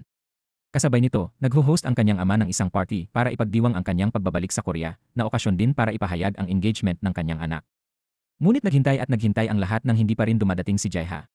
Habang sila'y nababalisa, nagtataka kung nasaan siya, si Jaeha ay papunta na pala, kasama si Eun Yaong sa party. Hinawakan niya ng mahigpit ang kamay nito at sinabi, magtiwala ka sa akin. Pangako ko, hindi kita hahayaang magdusa.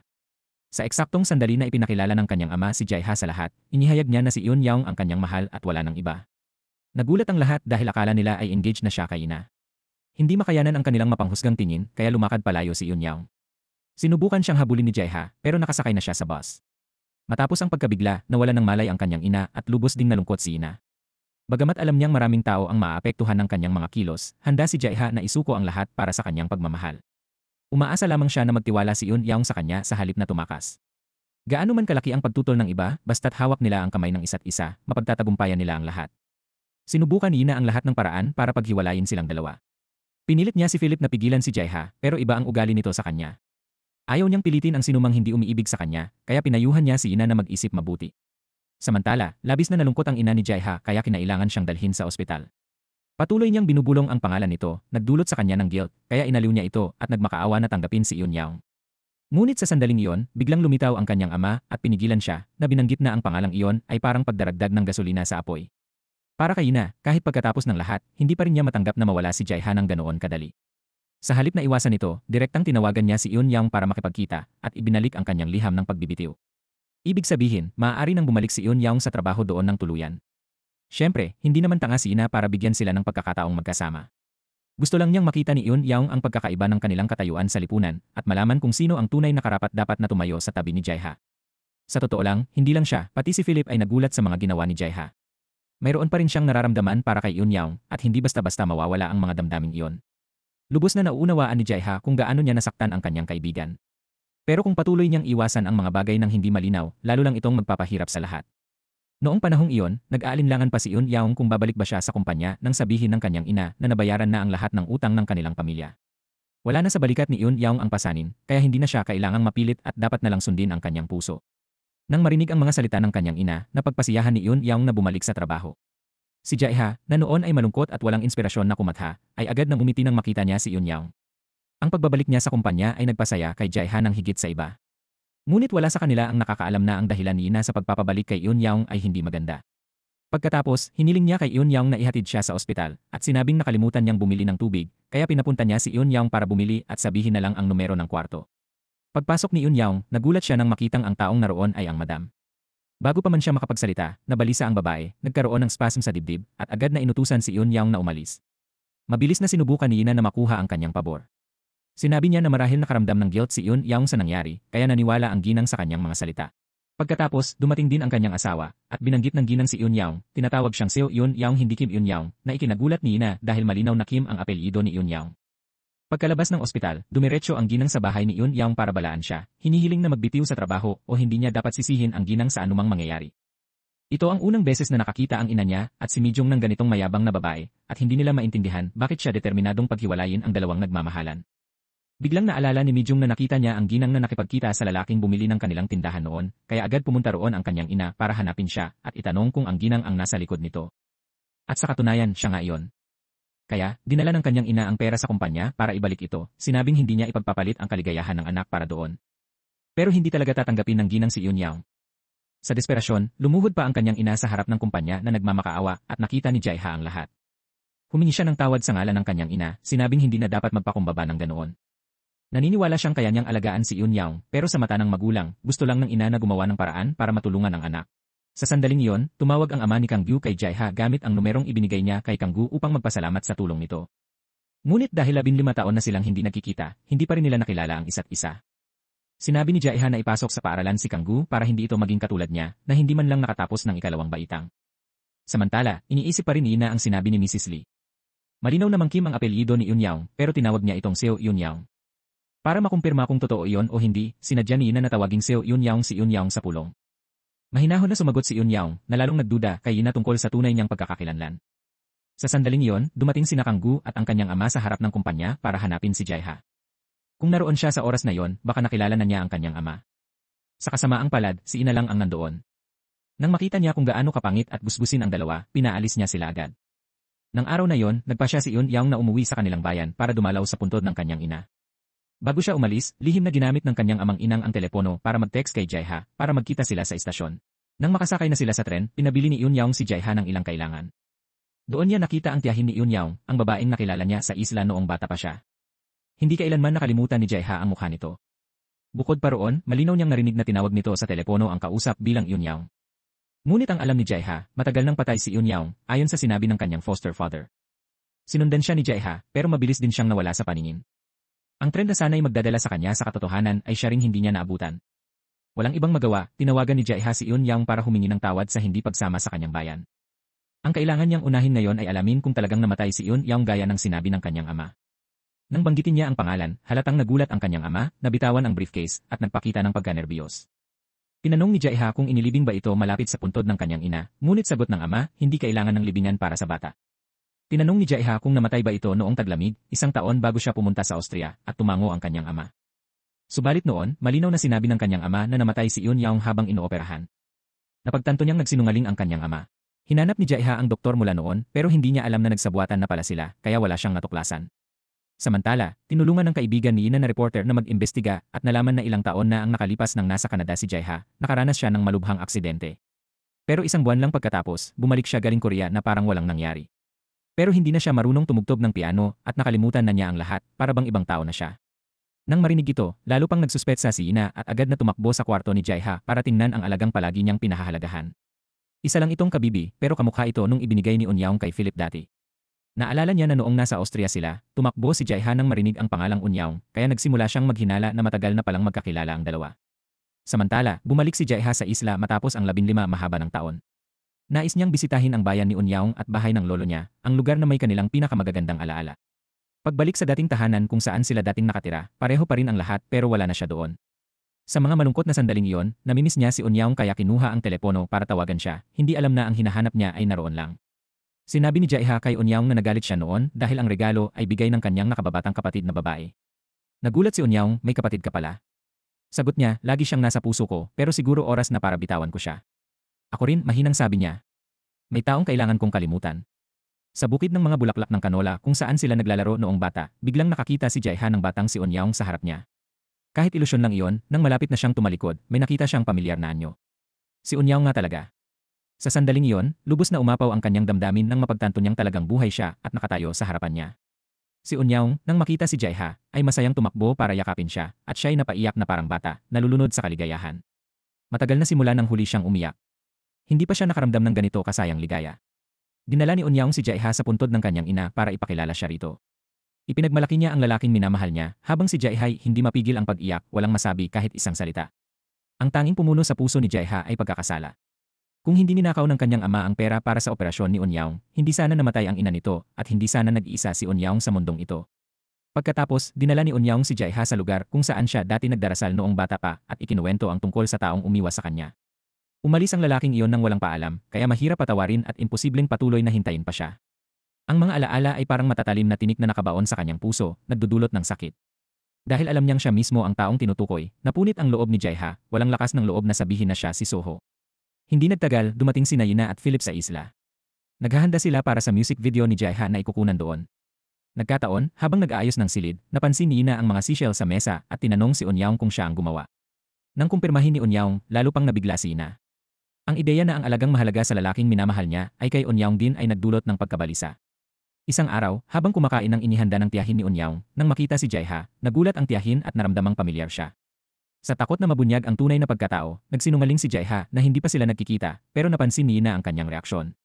Pinaghinalaan niya na may alam ang babae, kaya nagkunwari siyang nag-imbita na magluto para sa film crew at ginamit ito bilang dahilan para bisitahin ang bahay nito. Dahil dito, nalaman ni Ina at Philip ang hirap na pinagdaanan ni Eun Yaong, kung paano namatay ang kanyang ina dahil ninakaw ng ama ni Soho ang pera para sa operasyon, at kung paano ang kasalukuyang ina niya ay tiyahin niya talaga. Para makumpirma kung si Jae-ha nga ang lalaking si Soho, inimbitahan ni Ina siyang magtugtog ng piano kasama niya, tulad ng dati nilang ginagawa noong bata pa sila, pero wala nang naalala si Jae-ha. Kahit inanyayahan siyang sumakay ng bangka, sinabi niyang hindi pa niya ito nagagawa, kahit na noong bata sila, madalas silang naglalaro ng ganoon. Sa puntong ito, wala nang duda si Ina, pero gusto pa rin niyang kumpirmahin mismo kay Eun Yaong kung nakilala na niya si Jae-ha bago ang Austria. Pero wala siyang nakuhang sagot. Kalaunan, nang pumunta siya sa bukid ng Kanola at nakita si Jae-ha, tinawag niya ito sa pangalang Lee Soho. Kusang lumingon si Jae-ha na lubos na ikinagulat niya. Lumabas na ang lalaking ito ay hindi na ang dating Jae-ha na kilala niya. Hindi matanggap ni Ina ang malupit na katotohanan ito kaya tumakbo siya papunta sa dagat. Bumagsak siya, umiiyak at sumisigaw ng pangalan ng Jae-ha na minsan niyang minahal. Hindi niya maintindihan ang nangyari sa kanya, paano may lumitaw, nagpanggap at walang hiyang ninakaw ang lahat ng dating kay Jae-ha. Sa araw ng MV shoot, umupo siya sa tabi ng piano sa gitna ng bukid ng Kanola at tumugtog. Ito rin ang lugar na puno ng alaala ni Jae-ha at An-yaong, kaya nawalan siya ng kontrol sa damdamin at bumagsak doon. Kaya kinailangan ng filming crew na tumigil sandali habang tumakbo si Jae-ha papunta sa dalampasigan para kumalma. Si Eun-yaong, na laging alam kung saan siya pupunta, ay lumitaw para aliwin siya. Si Ina ay nakatayo lamang sa likuran, tahimik na pinagmamasdan silang masaya, puno ng kapaitan ang puso. Galit na galit siya at tinanong kung nasaan ang tunay na Yeon Jae-ha, para lang marinig na wala na ang taong iyon sa mundong ito. Kahit nahulaan ni Ina ang katotohanan, nagulat pa rin siya nang marinig ito ng direkta. Kaya nagalit siya kay Jae-ha dahil hindi agad sinabi, hinayaan siyang umibig ng malalim. Naramdaman din ni Jae-ha ang pagkakasala, ngunit si Ina ay puno ng galit at sumumpa na hindi siya patatawarin. Nang gabing iyon, tinanong niya si Eun-yaong kung anong klaseng tao talaga si Suho. Hindi alam ni Eun-yaong kung paano siya ilalarawan. Sabi niya, noong bata ako, lagi akong may sakit at walang kaibigan, kaya sobrang nalulungkot ako. Tapos isang araw, lumitaw siya. Kahit madalas magalit si Suho, alam kong may kalungkutan siyang dala tulad ko. Siguro kaya ko siya nagustuhan. Kung babalik si Suho, ano ang gagawin mo? Nang marinig iyon ni Eun-yaong, ayaw na niyang sumagot dahil masaya na siya kay Jae-ha ngayon at baka makagulo ang pagdating nito sa lahat.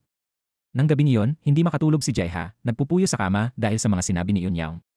Sinabi niya na kinamumuhian niya si Suho at hindi niya ito patatawarin kailanman.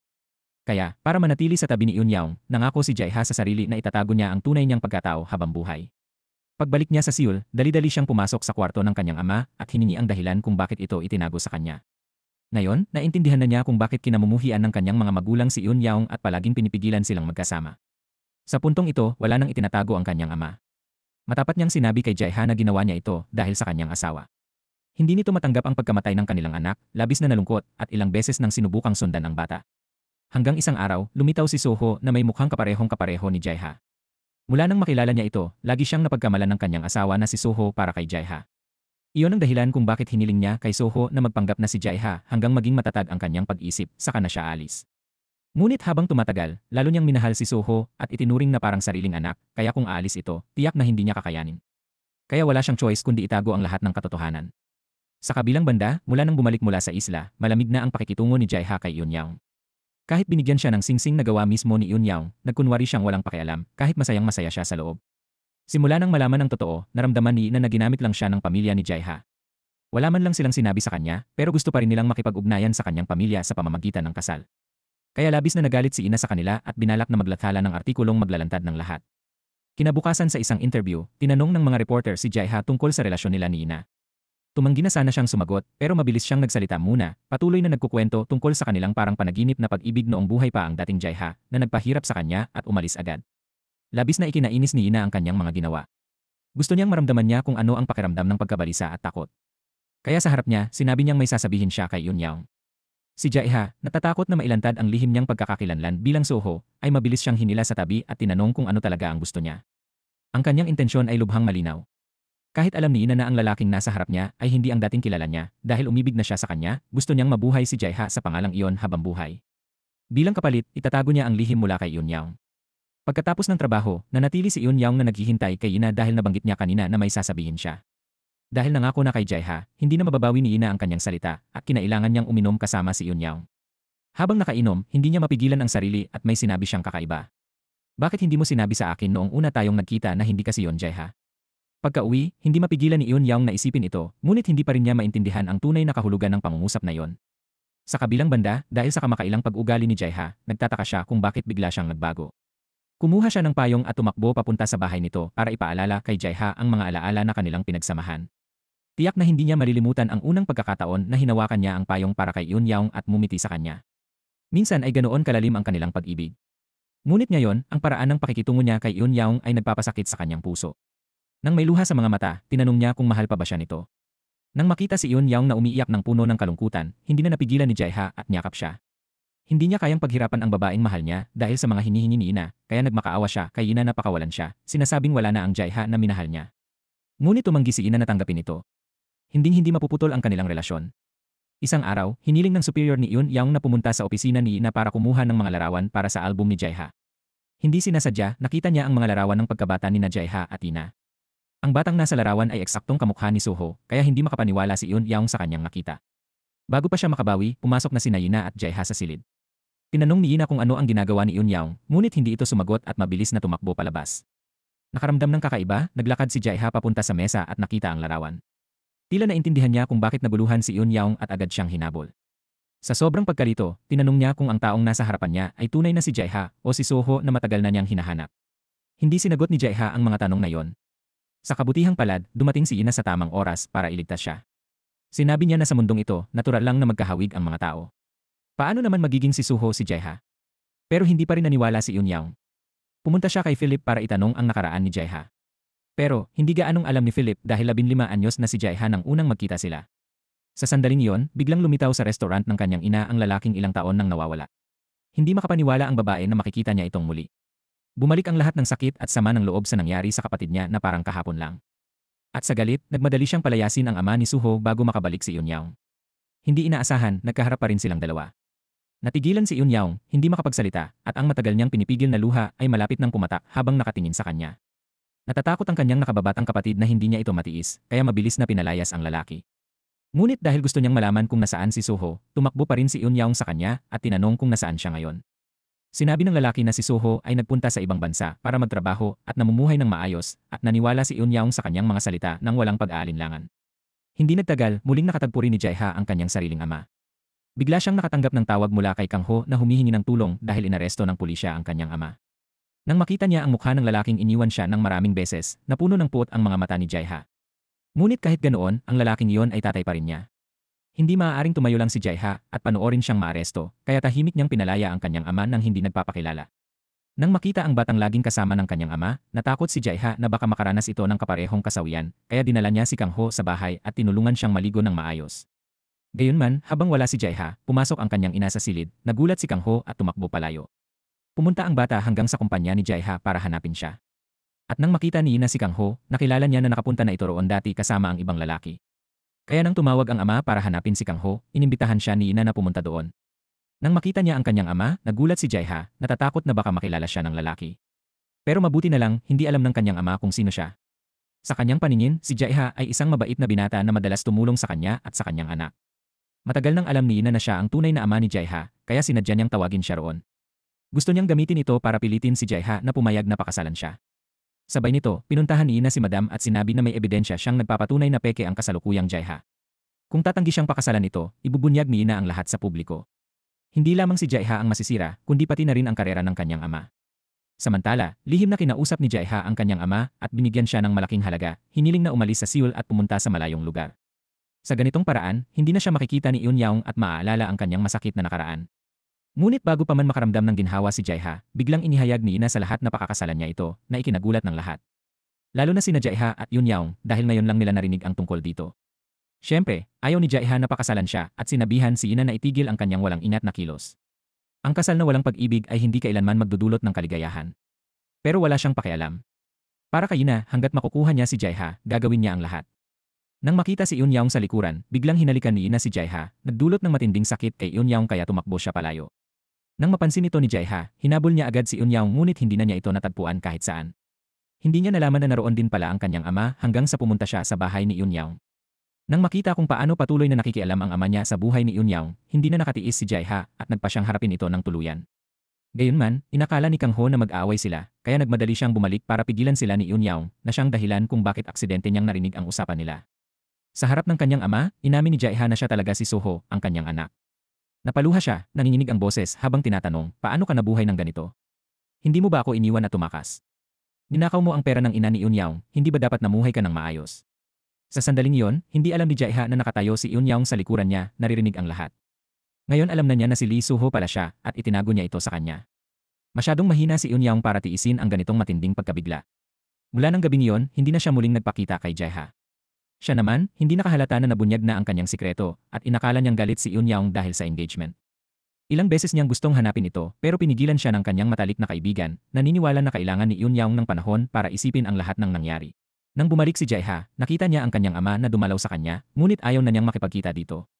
Kung maaari lang, gusto niyang burahin ang pangalang Suho habang buhay at ipinanganak na bilang Jaeha mula pa sa simula. Sa gayon lang siya hindi makakaranas ng sakit ng pag-abandona ng ama o pagiging anak ng walang pusong magnanakaw. Kahit na lubos nang nagsisisi ang kanyang ama at humihingi ng tawad, hindi pa rin makakalimutan ni Jaeha ang mga kasalanang nagawa nito. Ngayon, basta't umalis ang kanyang ama sa Seoul at lumayo kay Eunyaung, iyon na ang pinakamabuting paraan ng pagtubos para sa kanya. Ang lumang sugat sa puso ni Eunyaung ay nag-aapoy pa rin na parang kahapon lang nang tingnan niya ang larawan ng kanyang ina. Hindi niya mapigilan ang luha sa kalungkutan sa pagkamatay ng kanyang ina at sa paghihirap na dulot ni Jaeha at ng ama nito. Sa kanyang paningin, siya ang lalaking walang puso na umalis ng walang kahit isang salitang pamamaalam. Bagamat hindi yon totoo, ang pagpapakita ni Jaeha at ng kanyang ama ang naging dahilan ng trahedyang kamatayan ng kanyang ina. Kung patawarin ni Eunyaung ang lahat at patuloy na mamahalin siya, pakiramdam niya'y wala na siyang mukhang ihaharap sa kanyang ina. Kaya muling humarap si Eunyaung kay Jaeha para wakasan ang kadena ng trahedyang ito. Doon lang niya napagtanto na alam pala ni Eunyaung na siya si Suho buhat pa noon. Balak niya sanang sabihin ang katotohanan sa araw na yon, ngunit huli na ang lahat. Umabot na sa buto ang galit ni Eunyaung kay Jaeha at sumumpa siyang hindi na ito patatawarin kailanman. Pagkatapos ng kanyang mga salita, agad umalis si Eunyaung, iniwan si Jaeha na lubog sa matinding paghihirap. Ngunit hindi nagtagal, nabalitaan niyang naospital siya. Kahit alam niyang ayaw siyang makita ni Eunyaung, binisita pa rin niya ito, lumuhod pa at nagmakaawa, binabaliwala ang sariling dangal. Mahal na mahal ni Jaeha si Eunyaung kaya hindi na niya kayang mabuhay nang wala siya. Gayunpaman, sa mga mata ni Eunyaung, wala nang natira kundi sama ng loob. Gusto niyang makabalik sa kanyang kabataan, sa panahong buhay pa ang kanyang ina at si Suho. Ngunit ang pangarap na iyon ay masyadong malayo, kaya napilitan siyang harapin ang malupit na katotohanan. At sa huli, hindi pa rin nakuha ni Jaeha ang kanyang kapatawaran. Kahit na tinanong siya ng matalik niyang kaibigan na si Philip tungkol sa nakaraan, hindi naglakas loob si Jaeha na magsalita dahil ang lihim na naging anak siya ng iba para iligtas si Eunyaung ay mananatiling nakatago magpakailanman. Gayunpaman, mabilis na kumalat sa buong kumpanya ang balita ng kanilang paghihiwalay.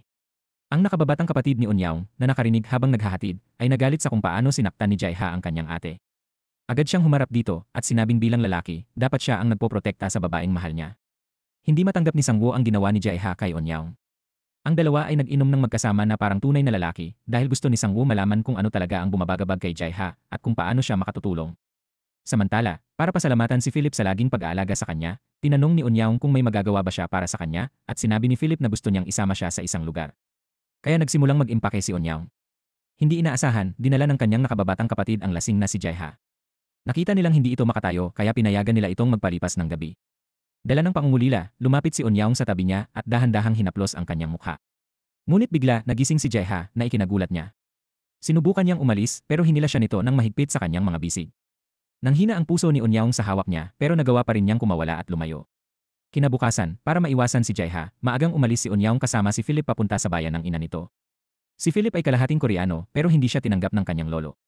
Sa paningin ng kanyang lolo, ang mga taong may halo-halong dugo ay karumihan na dumudungi sa angkan ng Korea. Kaya para sa kanya, si Philip ay hindi niya apo at malamig na itinaboy. Kahit hindi siya minahal ng kanyang lolo, hindi pinagsisihan ni Philip ang pagpunta roon.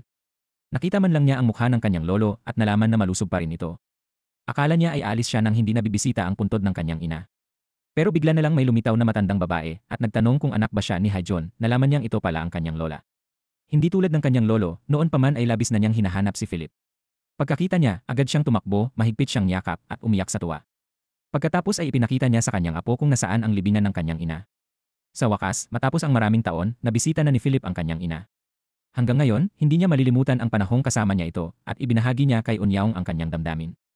Salamat sa pagsama niya noong araw na yon, nakaramdam din ng ginhawa si Philip. Umuwi ang dalawa, hindi nalalaman na malapit lang pala si Jaeha. Muli, ipinahayag ni Philip ang kanyang damdamin kay Eunyaung pero naramdaman niyang hindi siya karapat-dapat sa mga ginawa nito para sa kanya at sinabing mas mabuting magkaibigan na lang sila. Ayaw niyang istorbohin sila kaya tahimik na umalis si Jaeha. Pero kinabukasan, bumalik siya, naghintay sa harap ng bahay ni Eunyaung at dinala siya sa amusement park. Dahil kaarawan ni Eunyaung, gusto niyang tuparin ang pangakong bata pa sila, nadadalhin niya ito roon at bibilhan ng pinakamasarap na birthday cake. Kahit na nakasindinan na ang mga kandila, hindi magawang kumanta ni Eunyaung ng birthday song para sa sarili dahil araw din iyon ng kamatayan ng kanyang ina. Bawat kaarawan ay nagpapaalala lang sa kanya ng masakit na alaala, kaya mas nahihirapan siyang patawarin si Jaeha. Gayunman, nang umuwi siya, nakita niya ang seashell na dating ibinigay niya kay Jaeha sa loob ng jacket na naiwan nito. Naalala niya kung gaano nagalit si Jaeha noon nang hawakan niya ito. Nang mapagtanto na palagi palang pinahahalagahan ni Jaeha ang regalo niya, tunay na natuwa si Eunyaung. Madalas siyang lihim na dumadalo sa mga autograph signing ni Jaeha para lang makita siya mula sa malayo. Nang mapansin siya ni Jaeha, agad na umalis si Eunyaung. Gusto sana niyang habulin ito, pero pinigilan siya ni Philip dahil hindi pwedeng itigil ang signing event. Bigla namang dumating si Kangguo kasama ang ama ni Jaeha na nakakuha ng atensyon ng lahat. Malakas na tinawag siya ng bata na Suho, kaya kinabahan si Jaeha dahil naroon din ang press. Mabilis na pinigilan ni Philip si Kang Guo at inilayo ang mag-ama, pero hindi pa rin sila nakaiwas sa mga mamamahayag. Napansin nila ang kakaibang kilos ni Jaiha at nagsimula silang sumunod sa kanya. Dahil dito, nakita nila siyang lihim na bumibisita sa ama, nag-iwan ng pera bago umalis at hiniling na huwag nang magpakita sa kanya o kay Onyaong. Ang tanging magagawa ni Jaiha ay tahimik na panoorin si Onyaong mula sa malayo. Ang makita siyang namumuhay ng maayos at malusog ay ang pinakamalaking kaligayahan para sa kanya. Pero sa gabi, pinahihirapan si Jaiha ng guilt at hindi makatulog, kaya tinawag si Philip para uminom at inamin ang lahat, bakit siya nawala, iniwan si Onyaong at hindi na bumalik. Hindi nagtagal, may mga reporter na dumating sa kumpanya para interviewin si Jaiha at binanggit ang pangalang Soho. Mukhang may natuklasan sila, kaya mas mahirap na para sa kanya na itago ang tunay na pagkatao. Bukod dito, ginamit ito ni Ina para i-blackmail siya na pakasalan siya, nagbabantang kung hindi, malalantad ang lahat at hindi lang siya ang magdurusa. Naipit na, hindi na nakayanan ni Jaiha. Bigla siyang naglaho ng walang bakas, na nag-iwan ng matinding pag-aalala sa lahat. Sa puntong iyon, hindi na maitago ni Philip ang lihim. Kinailangan niyang sabihin kay Onyaong ang lahat ng pinagdaanan ni Jaiha at bakit siya umalis. Ito ay dahil gusto lang ni Jaiha na iligtas ang buhay niya. Siya talaga ang kanyang tagapagligtas at wala nang iba. Naalala ni Onyaong na noong bata pa siya at sinabi kay Soho tungkol sa taong tumulong sa operasyon ng kanyang ina, hindi ito nagulat, parang alam na niya. Naging malinaw na ang lahat at napuno si Onyaong ng matinding pagsisisi, sinisisi ang sarili sa pagkamuhi niya kay Jaiha. Ngayon, nawala na si Jaiha at walang nakakaalam kung nasaan, pero nahulaan ni Onyaong sa isla na dating tahanan nila.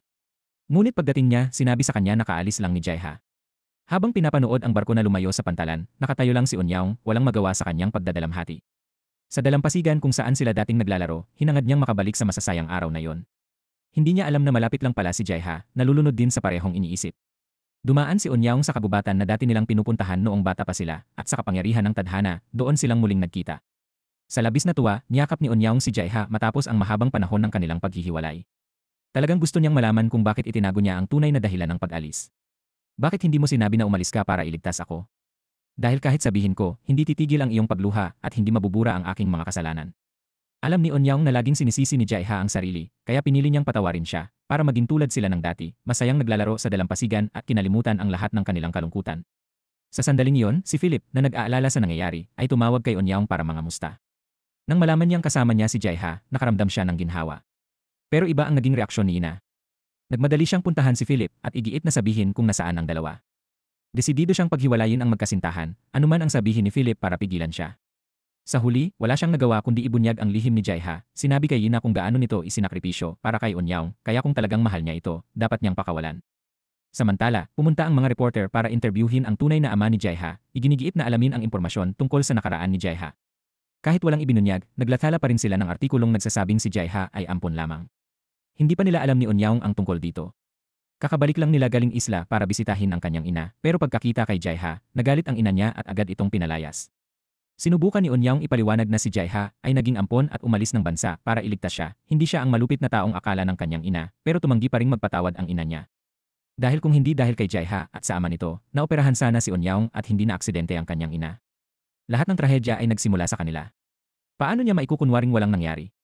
Sa kabilang banda, matapos basahin ang balita, agad na pinuntahan ni Jaiha ang kanyang ama para pag-usapan kung paano haharapin ang sitwasyon. Pinaghinalaan ng kanyang ama na si Ina ang naglabas ng kwento at iminungkahi na pakasalan siya ni Jaiha para patahimikin ang publiko. Gayunpaman, hindi naman pala kasalanan ni Ina, kaya gumawa ang ama niya ng ibang plano na kausapin ang tunay na ama ni Jaiha para itanggi ang kanilang relasyon sa press conference. Sa ganitong paraan, malulutas ang iskandalo at tuloy-tuloy ang kanyang kampanya sa eleksyon. Pero nang malaman ni Jaiha ang balak ng kanyang ama, matigas siyang tumutol. Ayaw na niyang mamuhay bilang isang sinungaling. Gusto niyang bumalik sa pagiging Lee Soho, maging tunay na sarili at manatili sa tabi ni Eunyoung. Ang kanyang ama naman, natatakot na masira ang kanyang karera, kaya sinubukan siyang pigilan. Sa pagkakataong ito, nagsalita ang kanyang ina para suportahan ang kanyang anak. Napagtanto niya na sa lahat ng panahong ito, pinipilit lang niya si Jaiha nang hindi isinasaalang-alang ang damdamin nito. Kaya ngayon, napagpasyahan niyang hayaan si Jaiha na pumili ng sarili niyang landas sa buhay. Gayunman, bago niya maihayag ang tunay na pagkakakilanlan sa press conference, lihim na nakipagkita si Ina kay Eunyoung at hinikayat siyang umalis para kay Jaiha. Ang paggawa nito, anya, ay makakabuti hindi lamang sa kinabukasan niya, kundi para sa lahat ng kasangkot. Naisip niya kung paano hindi rin sinang-ayunan ng kanyang ina ang kanilang relasyon at ayaw na niyang magdulot pa ng hirap sa kanyang ina. Isang araw bago ang press conference, gusto niyang makita siya sa huling pagkakataon at sinabi kay Jaiha na anumang desisyon niya, rerespetuhin niya ito. Maging si Jaiha pa siya o bumalik sa pagiging Lee Soho, hindi siya magtatampo kahit hindi na sila magkasama. Hindi nagtagal, dumating na ang araw ng press conference at nagtipon ang lahat para marinig ang sasabihin ni Jaiha sa media. Balak niyang ibunyag ang tunay niyang pagkakakilanlan para makasama si Yun-yang, ngunit biglang lumitaw ang kanyang ama na ikinagulat ng buong madla. Para protektahan ang anak, ang ama ni Jae-ha ay hayagang nagdeklara na si Jae-ha ay hindi niya tunay na anak at ang mga tsismis na narinig ng mga tao ay pawang haka-haka lamang. Sinabi niyang bilang sugalero at lasinggero, matagal na niyang nawala ang anak at hindi na niya alam kung buhay pa ito ngayon. Sa harap ng mga kamera, ang ama ni Jae-ha ay umamin na siya ay naging masamang ama at napaiyak sa pagsisisi, kaya nahirapan si Jae-ha na itago ang kanyang emosyon. Ayaw na niyang dayain ang lahat, pero tiningnan siya ng ama niya na parang nagmamakaawa, humihingi na huwag ibunyag ang totoo. Sa pag-iisip kung paano nagsikap ang lahat para sa kanya, pinili ni Jae-ha na huwag ihayag ang tunay niyang pagkakakilanlan at kumpirmahin na siya nga si Yoon Jae-ha. Bagamat itinanggi ang mga chismis, nangangahulugan din ito na hindi na siya makakabalik sa tabi ni Yoon-yang. Hindi na si Jae-ha ang Soho, ang batang dating nangako na poprotektahan si Yoon-yang habang buhay, ngunit tinanggap pa rin niya ang desisyon nito nang walang reklamo. Ang kanyang ama, nalulunod sa kalungkutan matapos itakwil ang sariling anak sa publiko, ay nalasing at natumba sa kalsada hanggang sa maaksidente ng malubha. Habang bumabagsak siya, sinubukan niyang abutin ang album ng larawan ng anak dahil kahit may pagkukulang man siya, ama pa rin siya. Nang mabalitaan ni Jae-ha ang nangyari, nagmadali siyang pumunta sa ospital, lubhang nagulat. Nakita niya ang wala ng buhay na katawan ng ama sa harap niya, hindi siya makapaniwala na talagang wala na ito. Nilamon siya ng pighati habang umiiyak ng di mapigilan, sinisikap na parangalan ang huling paglalakbay ng kanyang ama. Hindi na niya kinamumuhian ng ama, tanging pagsisisi na lamang na ang huling mga salita niya rito ay malamig at masakit. Pagkatapos ng lahat, nanatili si Jae-ha bilang isa sa mga pinakamamahal na pianista ng madla. Ang bagong album niya ay agad na nabenta habang si Yoon-yang ay bumalik sa dating buhay bilang taga-disenyo ng alahas. Tila nawalan na ng kontak ang dalawa sa isa't isa. Si Ina ay patuloy na naghintay sa araw ng kanilang kasal, ngunit hindi na ito binanggit pa ni Jae-ha. Isang araw habang nag-ensayo, nakita niya na inilagay ni Jae-ha ang seashell na bigay ni Yoon-yang sa tabi ng piano. Nang mapagtanto na hindi pa rin makalimutan ng lalaking minamahal niya ang nakaraan, nagalit siya at lihim na itinapon ito. Nang malaman ni Jae-ha na dumating si Yoon-yang para panoorin ang kanyang pagtatanghal, labis siyang natuwa. Gusto niyang ialay ang isang kanta mula sa kaibuturan ng puso, ngunit bago magsimula ang konsyerto, napansin niyang nawala na ang seashell. Agad na tumakbo si Jae-ha sa likod ng entablado para hanapin ito. Mula sa basurahan, nakuha niya ang regalo ni Yoon-yang pero nasugatan ang kanyang kamay sa bubog. Bumuhos ang dugo na ikinaalarma ng lahat ng nasa paligid niya. Gusto nilang dalhin agad si Jae-ha sa ospital pero pinilit niyang manatili. Gusto niyang tapusin ang pagtatanghal para kay Yoon-yang. May isang piyesa na nilikha niya para sa kanya at kailangan niyang tugtugin ito anuman ang mangyari. Patuloy na gumalaw ang kanyang mga daliri sa mga key ng piano, unti-unting namumula ang mga ito. Pagkatapos ng konsyerto, hindi na makatayo si Jae-ha. Dinala siya ng ambulansya sa ospital pero huli na ang lahat. Bagamat matagumpay ang operasyon, mula noon, hindi na muling nakatugtog ng piano si Jae-ha. Kung agad siyang nagpunta sa ospital, baka nailigtas pa ang kanyang kamay. Pagkatapos ng lahat, napagtanto ni Ina ang kanyang pagkakamali at napuno ng matinding pagsisisi. Sa wakas naintindihan niya kung gaano kahalaga si Yoon-yang kay Jae-ha na isinakripisyo niya ang lahat para sa kanya. Dahil dito, napagdesisyonan ni Ina na huwag na niyang pilitin si Jae-ha. Matapos ganap na gumaling, nagpasya si Jae-ha na bumalik sa Austria kasama sina Philip at Ina. Bago umalis, binisita ni Philip si Yoon-yang para magpaalam at binigyan siya ng regalo bilang alaala ng unang pagkikita nila. Sinabi rin niya na aalis si Jae-ha patungong Austria sa araw ding iyon, ngunit wala siyang lakas ng loob na harapin ang lalaking minamahal niya. Patuloy na lumipas ang panahon hanggang sa dumating ang malamig na taglamig. Biglang bumalik si Ina mula sa ibang bansa para sabihin kay Yoon-yang na hindi sila ikinasal ni Jae-ha at hindi na rin siya makatugtog ng piano. Sa araw ng kanyang solo performance, tuluyan nang nawala ang kakayahan ni Jae-ha na tumugtog. Isinuko niya ang lahat para lang makapagtugtog para kay Yoon-yang, patunay kung gaano niya ito kamahal. Nang marinig ito, hindi na makapaghintay pa si Yoon-yang. Agad siyang bumili ng tiket papuntang Austria para hanapin si Jae-ha. Nang magkita sila, napuno sila ng tuwa na parang panaginip pero ang init ng kanilang yakap ang nagpatunay na totoo ang lahat. Isang magandang kasal ang ginanap, binasbasan ng mga mahal sa buhay, perpektong wakas sa 15 taong pag-ibig na dumaan sa maraming pagsubok. At dito nagtatapos ang ating seryeng Spring Waltz. Kung gusto mong balikan o panoorin ang buong Endless Love series, i-check lang ang link sa description. Kasama rito ang 4 na klasikong kwento, Winter Sonata, Spring Waltz, Summer Scent, at Autumn in My Heart. Maraming salamat sa panonood, kita-kits sa susunod nating serye.